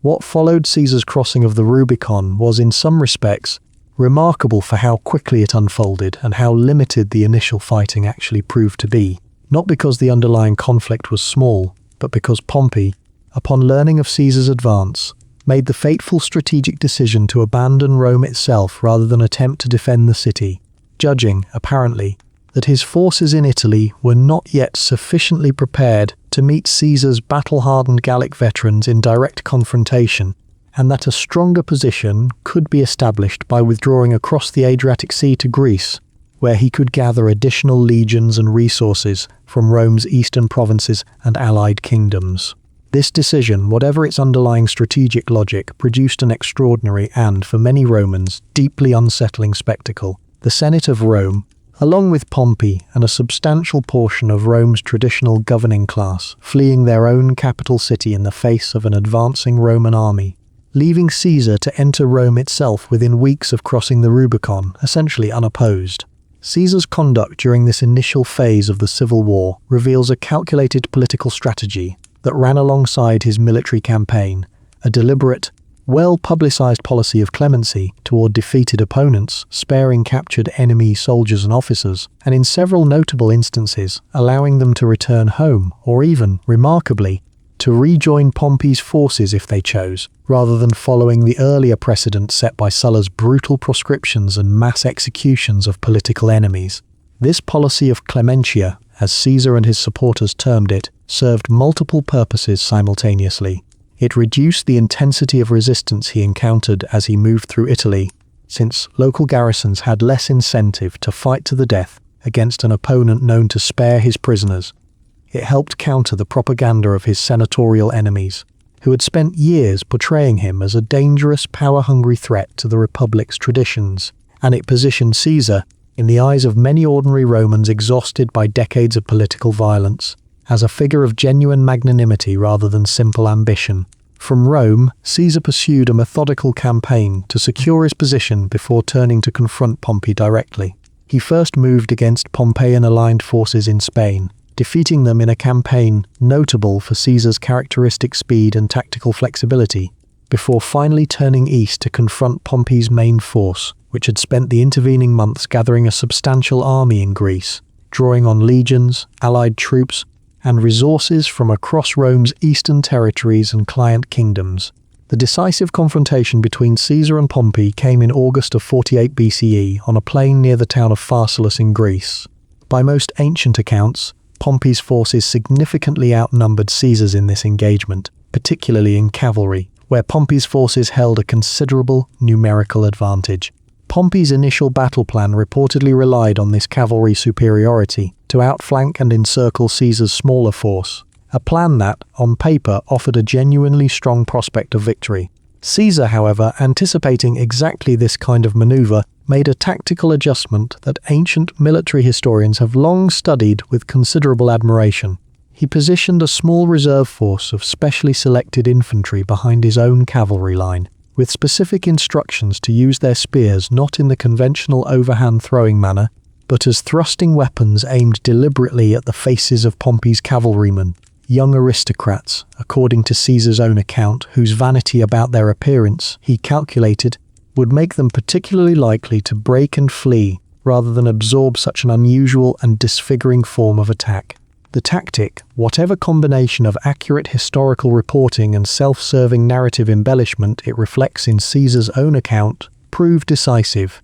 Pompey's cavalry broke and fled in disarray, exposing the flank of his infantry line, which Caesar's forces then exploited to devastating effect. Pompey's army collapsed into a rout, and Pompey himself, watching the disintegration of his forces from a nearby vantage point, reportedly retreated to his camp in a state of considerable shock before fleeing the battlefield entirely, abandoning his army to its fate. The scale of the defeat was catastrophic for Pompey's cause. Thousands of his soldiers were killed in the battle and its aftermath, and thousands more surrendered to Caesar, who, consistent with his established policy, generally spared them and incorporated willing veterans into his own forces. Pompey himself fled first to the island of Lesbos, where his wife awaited him, and then onward toward Egypt, apparently hoping that the ruling Ptolemaic dynasty, which owed considerable past favours to Roman patronage and specifically to Pompey's own earlier political influence, would offer him refuge and support for rebuilding his shattered cause. What awaited him in Egypt instead was one of the more genuinely tragic and cynically calculated betrayals of the entire civil war. Egypt, at this moment, was itself in the midst of internal political turmoil, with the young pharaoh Ptolemy XIII and his advisors engaged in a bitter power struggle against his sister and co-ruler, Cleopatra VII, whom he had recently driven from the capital. When Pompey's ships approached the Egyptian coast seeking refuge, Ptolemy's advisors made a calculated and, in retrospect, catastrophically short-sighted political decision. Rather than risk-provoking Caesar's anger by sheltering his defeated rival, or alternatively risk-provoking Pompey's potential future resurgence by turning him away, they decided to eliminate the problem entirely. Pompey was lured ashore under the pretense of a friendly welcome and murdered on the beach, his head subsequently severed to be presented to Caesar as a gift, apparently in the calculated expectation that this act would win Caesar's gratitude and favour. The plan badly misjudged its intended audience. When Caesar arrived in Egypt shortly afterward, pursuing Pompey, and was presented with his former ally's severed head, ancient sources uniformly describe his reaction as one of genuine grief and horror rather than satisfaction, whether from authentic personal feeling for a man who had, after all, once been his close political partner and son-in-law by marriage to his daughter, from the simple fact that he had been denied the opportunity to demonstrate his celebrated clemency toward his most famous rival, or from some combination of both. Caesar reportedly wept upon seeing the head and treated Pompey's memory and eventual burial with considerable ceremonial respect. Caesar, now in Egypt with a comparatively modest military force, found himself drawn into the ongoing succession dispute between Ptolemy XIII and his sister Cleopatra, a dispute that produced one of the most famous and enduringly romanticized episodes of Caesar's entire life. According to persistent ancient tradition, Cleopatra, seeking an audience with Caesar without her brother's supporters intercepting her, arranged to be smuggled into the palace where Caesar was staying rolled inside a carpet or bedding sack, emerging before him in a dramatic personal introduction that ancient writers found irresistibly memorable, whatever its precise factual accuracy. Whatever the exact circumstances of their first meeting, Caesar and Cleopatra soon became not only political allies but romantic partners, and Caesar ultimately intervened militarily on her behalf in the ongoing Egyptian civil war, a campaign that included some difficult fighting in Alexandria itself before Ptolemy XIII's forces were decisively defeated, and Cleopatra was confirmed as ruler of Egypt, now formally allied with Rome and, more specifically, with Caesar personally. Caesar remained in Egypt for a period of months following the conclusion of this campaign, a delay that some ancient critics and modern historians alike have suggested reflected personal infatuation with Cleopatra as much as any remaining political necessity, since his prolonged absence allowed remaining Pompeian forces in other parts of the Mediterranean world time to regroup. Cleopatra would later bear a son, Caesarion, whom she maintained was Caesar's child, a claim Caesar himself never formally acknowledged under Roman law, since Roman marriage law did not recognize unions with foreign monarchs, but one with considerable future political significance, particularly after Caesar's eventual death. From Egypt, Caesar's attention was drawn to a fresh military threat in Asia Minor, where Pharnaces II, king of the Bosporan kingdom and son of Rome's old enemy Mithridates, had taken advantage of Rome's civil war to seize territory that had previously been under Roman-aligned control. Caesar moved against Pharnaces with characteristic speed, and the resulting campaign was concluded so swiftly and decisively, reportedly within a matter of days after Caesar's arrival, that his own report of the victory to the Senate back in Rome consisted of just 3 famously terse Latin words: Veni vidi vici, I came, I saw, I conquered. Whether intended as genuine modesty or as a piece of calculated self-promotion, emphasizing the effortless ease of his military dominance, the phrase has echoed through more than 2,000 years of subsequent history, as perhaps the single most quoted line ever attributed to Caesar. The civil war, however, was not yet finished. Substantial Pompeian forces rallied under the continued leadership of several of Pompey's former officers and allies, including notably Cato himself, who had never wavered in his opposition to Caesar, had regrouped in North Africa, gathering support from the Numidian king Juba, whose kingdom bordered Rome's African territories. Caesar campaigned against this African coalition through the winter of 47 to 46 BCE, ultimately winning a decisive victory at the Battle of Thapsus in April of 46 BCE. The aftermath of this battle produced one of the more solemn and, to many ancient observers, admirable moments associated with Caesar's great rival Cato. Rather than surrender to Caesar and accept the clemency that had by now become well known as Caesar's consistent policy toward defeated opponents, Cato, present in the nearby city of Utica,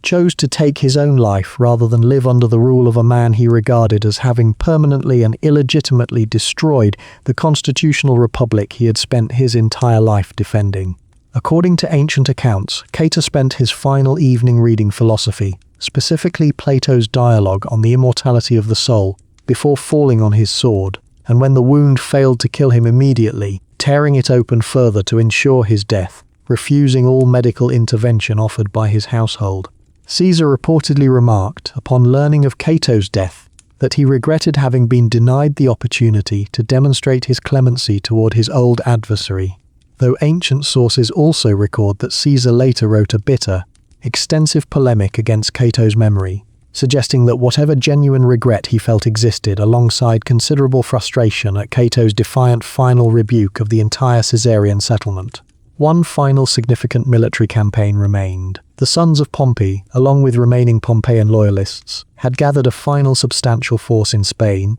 and Caesar campaigned against them there through the early months of 45 BCE, winning a hard-fought, and by his own later acknowledgement, unusually difficult victory at the Battle of Munda, which effectively ended organized military resistance to his authority throughout the entire Roman world. Julius Caesar, after nearly 5 years of civil war stretching across Italy, Greece, Egypt, Asia Minor, North Africa and Spain, returned to Rome as the unchallenged master of the entire Roman state. Before we follow Caesar back to Rome and into the final fateful months of his life, it is worth pausing once more, as we did earlier in Gaul, to remember that everything we have just described,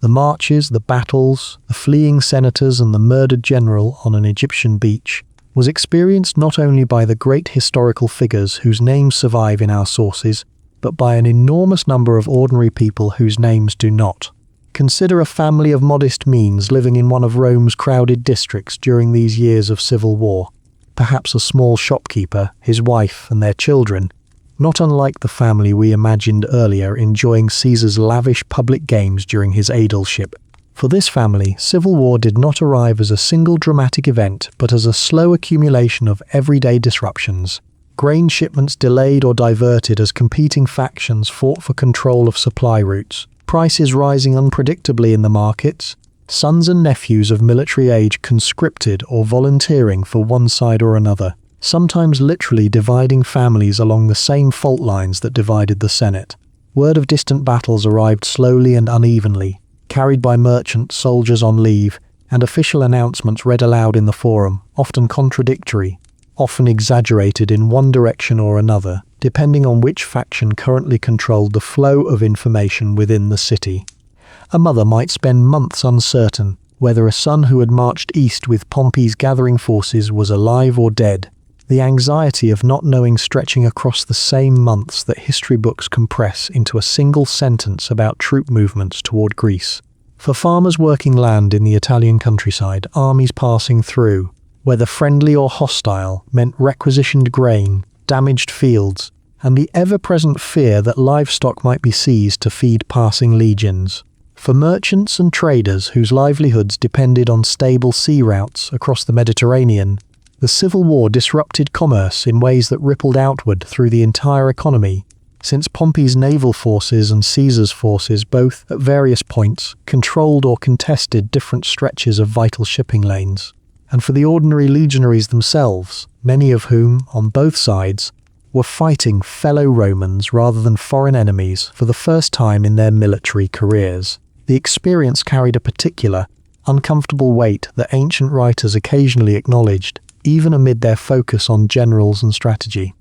Soldiers who had trained together, who in some cases had relatives serving in the opposing army, found themselves on opposite sides of a conflict that many of them had not chosen and did not fully understand in political terms, driven instead by loyalty to whichever commander they had sworn their service to,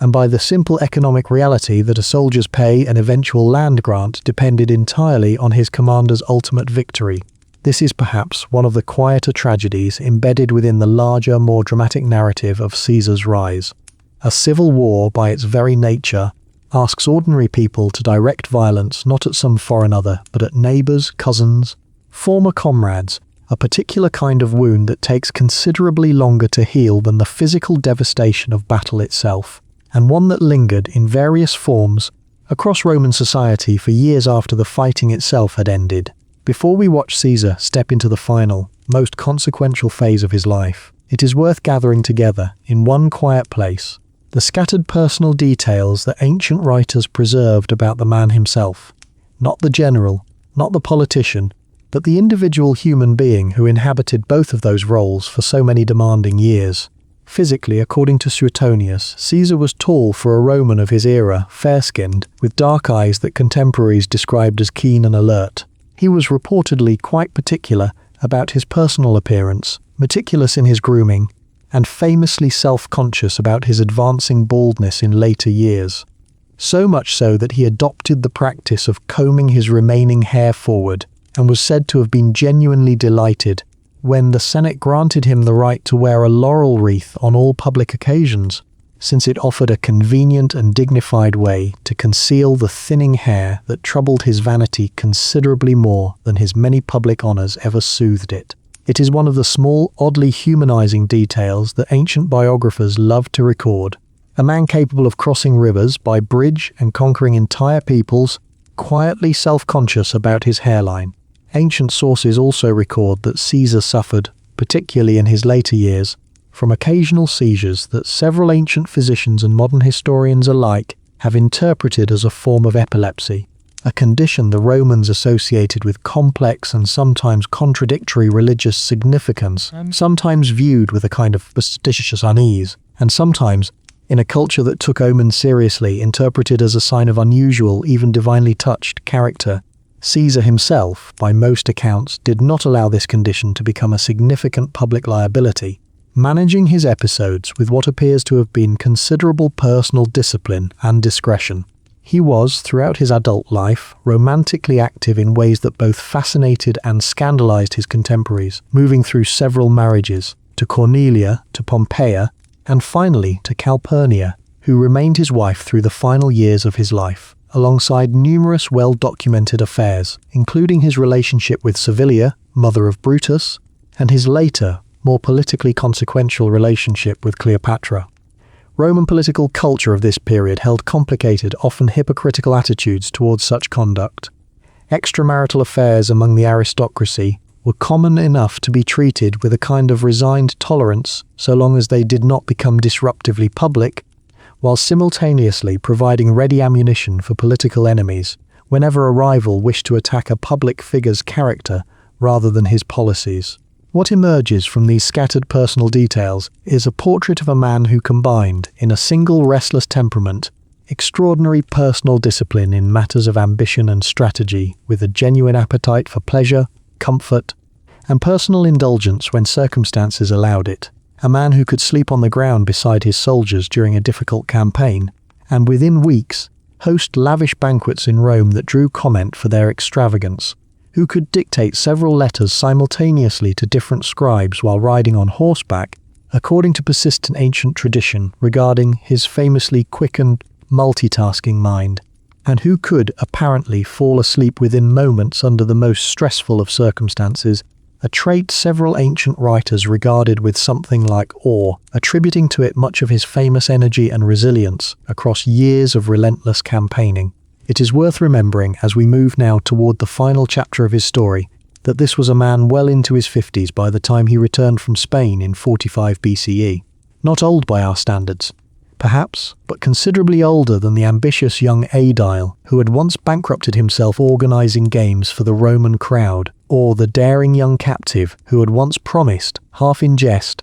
to crucify the pirates holding him for ransom. Decades of campaigning, of political maneuvering, of loss and rivalry and reinvention had shaped him into the figure who now stood, however uneasily, at the absolute center of Roman power, a position that offered him at last the opportunity to build the kind of lasting legacy his restless ambition had always seemed to crave, even as it placed him closer than he perhaps recognized to the small, quiet circle of men who had already begun to conclude that his life, for the sake of the republic they loved, would need to end. The Rome that Caesar returned to in 45 and early 44 BCE was a city that had, over the preceding years, gradually and almost continuously extended his formal powers,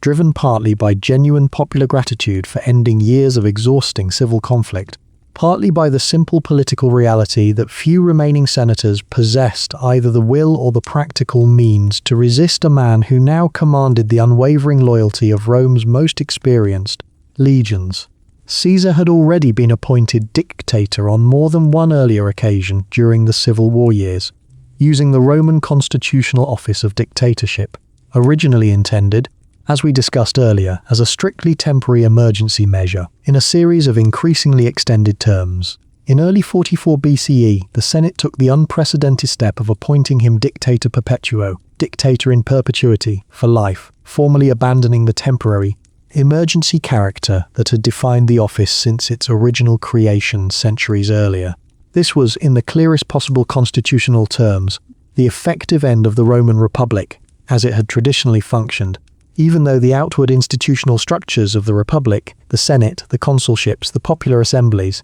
continued to exist and, in modified form, to operate. Caesar now held authority that placed him, in practical terms, above these traditional structures, able to appoint magistrates, override senatorial decisions, and direct the affairs of the Roman state with an authority that no individual had held in the 4 centuries since Rome had expelled its last king. To Caesar's supporters, and there were genuinely many across every level of Roman society, this consolidation of power represented not the destruction of the Republic, but its necessary rescue from decades of dysfunction, factional violence, and institutional paralysis that the traditional constitutional system had proven, time and again, unable to resolve peacefully. Caesar used his authority to enact a substantial and genuinely impressive program of practical reforms during his brief period of undisputed power. He extended Roman citizenship to a broader range of provincial populations, initiated ambitious public building projects in Rome,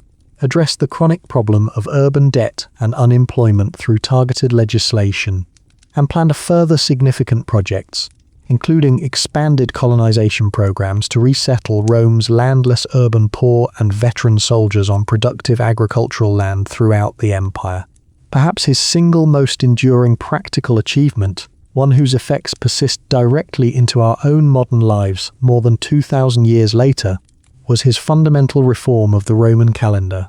The traditional Roman calendar, based on lunar cycles with periodic adjustments made through a complex and often politically manipulated process, had drifted badly out of alignment with the actual solar year to the point where the official calendar and the actual seasons had become significantly, confusingly mismatched. Working with the Alexandrian astronomer Sosigenes, Caesar introduced a new calendar based on a fixed 365-day year with an additional leap day added every fourth year, the Julian calendar, named in his honor, which, with only minor later modification during the 16th century to produce our modern Gregorian calendar, remains the fundamental structure of the calendar the vast majority of the world uses today. To his opponents, however,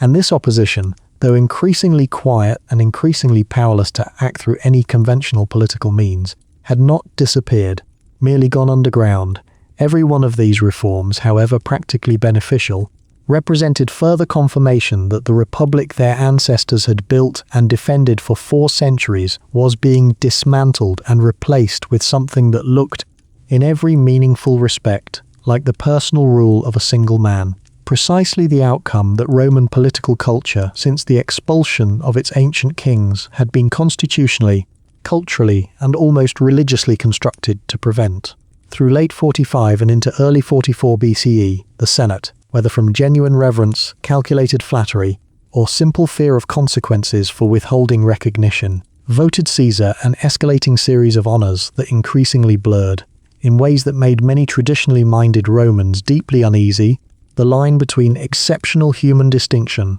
and something approaching outright religious veneration. He was granted the title Pater Patriae, Father of the Fatherland. His image was placed on Roman coinage, itself an unprecedented honor, since living Romans had never previously been depicted on official state currency, a practice traditionally reserved for symbols of the state itself or at most deceased and safely historical figures. A temple was authorized in his honor, along with a priesthood specifically dedicated to his worship, and his statue was reportedly placed among the images of Rome's ancient kings in a prominent public location, a detail that, whatever its precise historical accuracy, captures the genuine anxiety that many Romans felt about where this trajectory of accumulating honors and authority seemed to be heading. Perhaps most consequentially of all, in February of 44 BCE, at a public festival called the Lupercalia, Mark Antony, Caesar's loyal lieutenant and fellow consul, publicly offered Caesar a diadem, the traditional symbol of kingship in the Hellenistic and Eastern Mediterranean world. Caesar, according to multiple ancient accounts, refused the offered crown, apparently to notably mixed public reaction, some cheering the refusal with what seems to have been genuine relief, while contemporary observers bitted then, and historians have debated ever since, whether the entire staged episode represented a genuine test of public sentiment that Caesar, having gauged an insufficiently enthusiastic reaction, wisely declined, or whether it represented a piece of political theatre designed to publicly demonstrate a humility that Caesar's accumulating honours and titles increasingly seemed to contradict in substance, if not name. Whatever Caesar's genuine private ambitions regarding formal kingship, a question that ancient sources debated then and that modern historians continue to debate now, without full consensus, the practical reality by early 44 BCE was that a substantial and growing number of Rome's senators had become convinced that Caesar intended, in fact if not necessarily in formal title, to establish exactly the kind of permanent, hereditary monarchical rule that the Republic's entire constitutional tradition had been built, from its very founding legend onward, to prevent. Among this growing circle of senators, quiet conversations that had perhaps begun as private grumbling and philosophical objection were beginning, by the early months of 44 BCE, to take a considerably more concrete and dangerous shape. The conspiracy that would ultimately end Caesar's life drew its membership from a genuinely diverse cross-section of Rome's senatorial class, united less by any single coherent political philosophy than by a shared, if variously motivated, conviction that Caesar's continued accumulation of personal power represented an intolerable threat to the traditional republican order. Its intellectual and moral centre was Marcus Junius Brutus, a senator whose family carried an ancient and politically resonant name. Tradition held that an earlier ancestor, also named Brutus, had led the uprising that expelled Rome's last king centuries earlier and established the Republic itself, making Brutus's family name, in the context of a conspiracy against a man increasingly suspected of monarchical ambition, almost unbearably symbolically loaded. Brutus was, by ancient accounts, a man of genuine philosophical seriousness, deeply influenced by Stoic principles emphasizing civic duty and personal integrity, who had actually fought against Caesar during the civil war on Pompey's side, before being pardoned and subsequently treated with considerable personal favor and advancement by Caesar himself, of a detail that lends the eventual conspiracy much of its enduring dramatic and moral weight, since Brutus's participation required him to act against a man who had personally spared his life and subsequently promoted his career, adding further personal complexity and fueling centuries of later speculation. Some ancient sources note that Caesar had, years earlier, conducted a long romantic relationship with Brutus's mother, Servilia, leading to persistent, though entirely unprovable, ancient rumors that Brutus might even have been Caesar's biological son, a claim that most modern historians regard as chronologically implausible given the timeline of Caesar's relationship with Servilia, but one that nonetheless circulated widely enough in antiquity to add an additional, almost tragic dimension to later retellings of the assassination. Alongside Brutus stood Gaius Cassius Longinus, a more overtly hardened and pragmatic figure than the philosophically inclined Brutus, who had served with distinction in the war against Parthia, and who appears, from the surviving evidence, to have been the conspiracy's principal organizer and driving force, gradually recruiting Brutus and building the network of participants through a combination of genuine ideological appeal and, according to some accounts,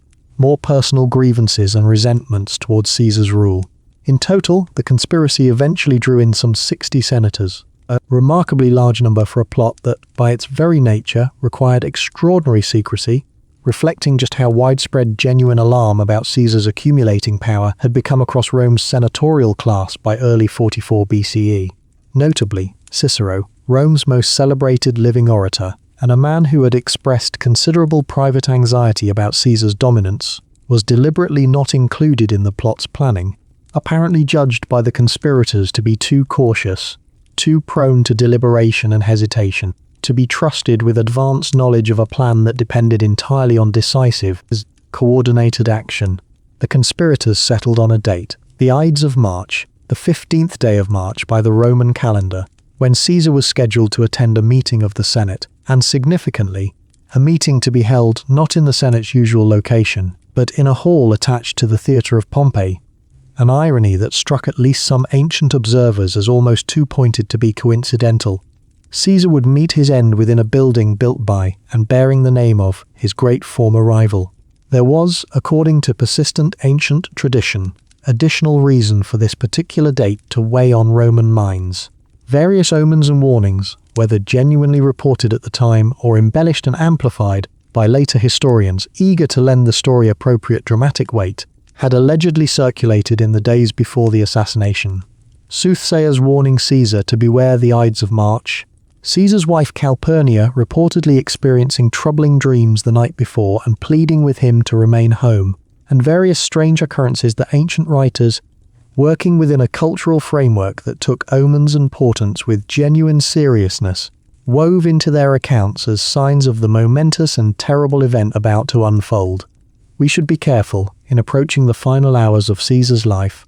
to distinguish between what can be reasonably established through the convergence of multiple ancient sources and what belongs more properly to the realm of dramatic legend, shaped and reshaped by centuries of retelling, most famously by Shakespeare more than 1600 years after the actual events, whose enduringly powerful dramatic version has, for many people today, effectively become the story itself, sometimes obscuring the more measured, if still genuinely dramatic, historical record. According to the ancient accounts, Caesar was, on the morning of March 15th, 44 BCE, reportedly hesitant to attend the Senate meeting at all, whether, from his wife's pleading, his own uneasy response to unfavourable omens reported by the state's official diviners, or simple physical unwellness. Decimus Brutus, a conspirator distinct from the more famous Marcus Brutus, and notably another officer who had served Caesar loyally and been treated with considerable personal favour by him, is said to have visited Caesar's home and persuaded him to attend regardless,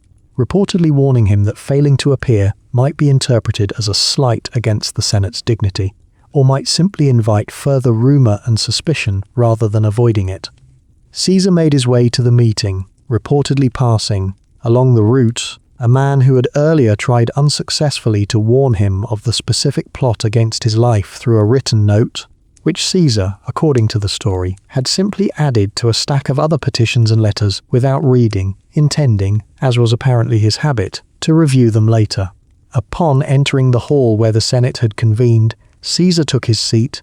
and the conspirators, according to the coordinated plan they had carefully arranged, approached him under the pretense of presenting a petition on behalf of a senator's exiled brother, gradually surrounding his chair as they pressed their request with increasing, deliberately staged insistence. What followed happened, by most ancient accounts, with shocking speed. One of the conspirators, Publius Servilius Casca, struck the first blow, a glancing strike to Caesar's neck or shoulder that failed to be immediately fatal. Caesar, according to Plutarch's account, reportedly turned and grasped Casca's arm, exclaiming in surprise and outrage at the attack, and then, as the remaining conspirators, having committed themselves the moment the first blow was struck, drew their own concealed daggers and closed in from all sides, Caesar apparently realized, within moments, that this was not an isolated attack, but a coordinated conspiracy involving a substantial portion of the men surrounding him. The ancient accounts describe Caesar attempting briefly to defend himself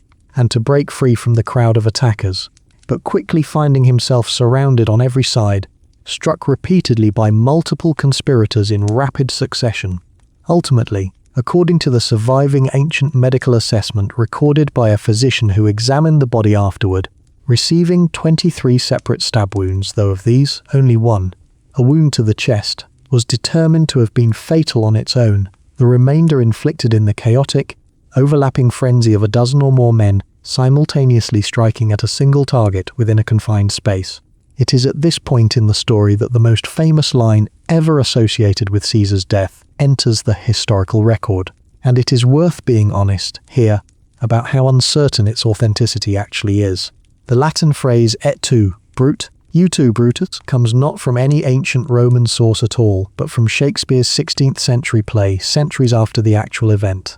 The closest ancient equivalent, reported by the historian Suetonius, suggests that some sources claimed Caesar said nothing at all as he died, while others reported he may have addressed Brutus in Greek rather than Latin, with a phrase sometimes translated as "you too, child," or "you too, my son," a detail that, if genuine, would carry considerable emotional weight given the persistent, if likely inaccurate, ancient rumours about a possible biological connection between the two men, but which remains, like so much of this story's most dramatic details, impossible to verify with full historical confidence. What we can say with reasonable confidence is this. According to several ancient accounts, when Caesar recognized Brutus, a man he had personally spared, promoted, and treated with genuine trust and affection, among the men now attacking him, he reportedly ceased actively resisting, pulled his toga up over his face in a final gesture of dignity, and allowed the remaining blows to fall without further struggle,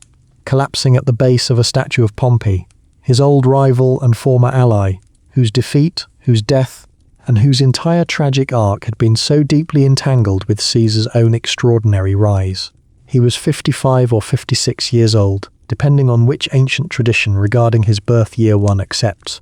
For a period of time afterward, accounts vary on exactly how long, but likely somewhere between minutes and a few hours, the conspirators, having accomplished the singular, unifying goal that had brought their otherwise disparate group together, found themselves facing an uncomfortable and largely unplanned question: what precisely was supposed to happen next? They had assassinated the most powerful man in Rome, believing, with what now reads as a striking degree of political naivety, that the mere removal of Caesar himself would be sufficient to restore the traditional republican order, that the Senate and people of Rome, freed from what the conspirators genuinely believed to be illegitimate one-man rule, would simply resume the constitutional functioning that had characterized Rome for the preceding 4 centuries. This assumption would prove catastrophically, tragically mistaken. Rome's senators, upon witnessing or hearing of the assassination, largely fled the scene in confusion and fear rather than rallying to the conspirators' cause.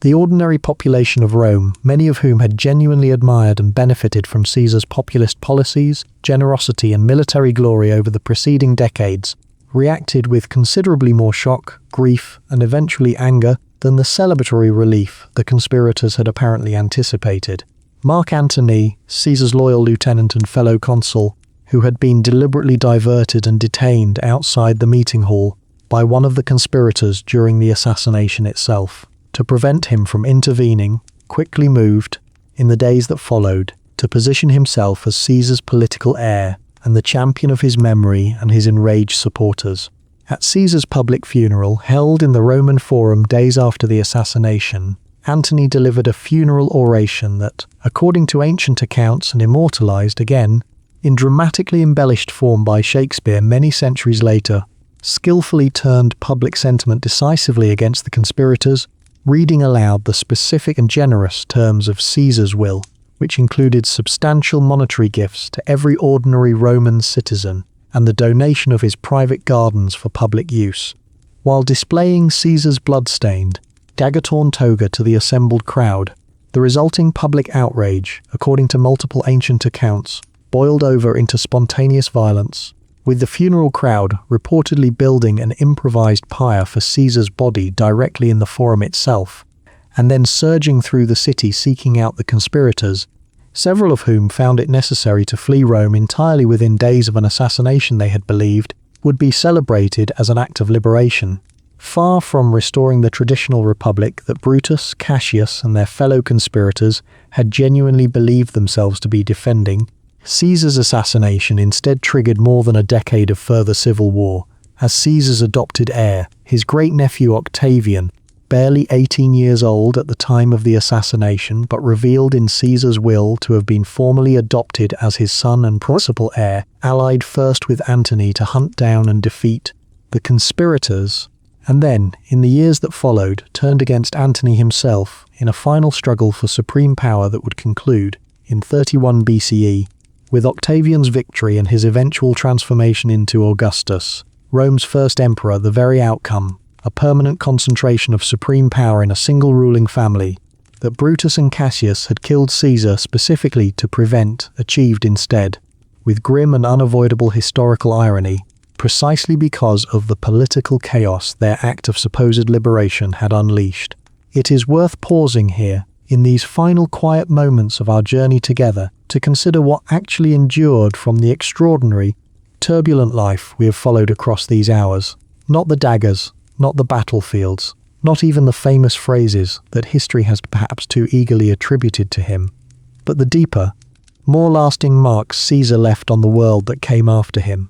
The Julian calendar he commissioned, with only minor later refinement, still structures the daily lives of billions of people across the globe today, an almost invisible inheritance so deeply woven into ordinary life that most who use it never think to connect it to the man who first proposed it. His own written accounts of the Gallic campaigns remain, to this day, studied not only as historical sources but as enduring examples of clear, disciplined prose, still assigned to students learning Latin more than 2,000 years after they were written. His name itself became, through the adoption of his great-nephew Octavian and the dynastic tradition that followed, a title rather than merely a name. Caesar, and its later linguistic descendants Kaiser and Tsar,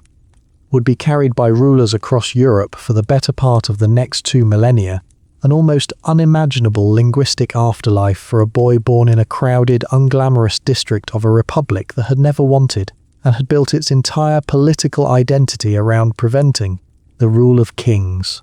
And the republic itself, the fragile, brilliant 400-year experiment in shared governance that Caesar's rise had done so much to destabilize, and whose formal end his assassination's chaotic aftermath ultimately confirmed rather than prevented, gave way, within a generation, to the imperial system that would govern Rome and its vast territories for centuries to come, for better and for worse, reshaping the ancient Mediterranean world, and through it, the subsequent trajectory of Western history itself. Historians have debated Caesar's true character and legacy for as long as historians have existed to debate such things, and this documentary makes no claim to have resolved the ancient, ongoing argument. Was he a visionary reformer who recognized more clearly than his contemporaries that Rome's outdated constitutional machinery could no longer effectively govern the vast empire it had accumulated, and who was prepared to take whatever action necessary to build something more functional in its place? Or was he, at bottom, simply the most successful and most talented in a long line of ambitious Roman aristocrats willing to bend, break, or simply outgrow the constitutional limits their society had built specifically to prevent any single man from becoming too powerful, a man whose genuine gifts of intellect, charm, courage, and strategic brilliance were placed, ultimately, in service of his own extraordinary personal ambition? Perhaps in the end, both of these things were true at once, inseparably intertwined, exactly as they so often are in the lives of history's most consequential and most difficult figures. Let the story rest here now, in this quiet after all that noise. Somewhere, in memory if nowhere else, a boy from a narrow street in the Subura, still learning his letters at his mother's side, not yet aware of everything that lies ahead. Somewhere, a young soldier is still earning his first crown of oak leaves on a distant Aegean island. Somewhere, a general is still standing at the edge of a small, unremarkable river in northern Italy, weighing a decision that will echo for 2,000 years. And somewhere, in a quiet hall built by an old rival, the story finally, irreversibly, comes to its end. History does not really finish. It only pauses the way a story pauses when the listener finally gently drifts off to sleep, carrying its questions, its wonder, and its long, unbroken thread of human ambition and human fragility forward into whatever comes next. Rest now, the story will still be here when you wake.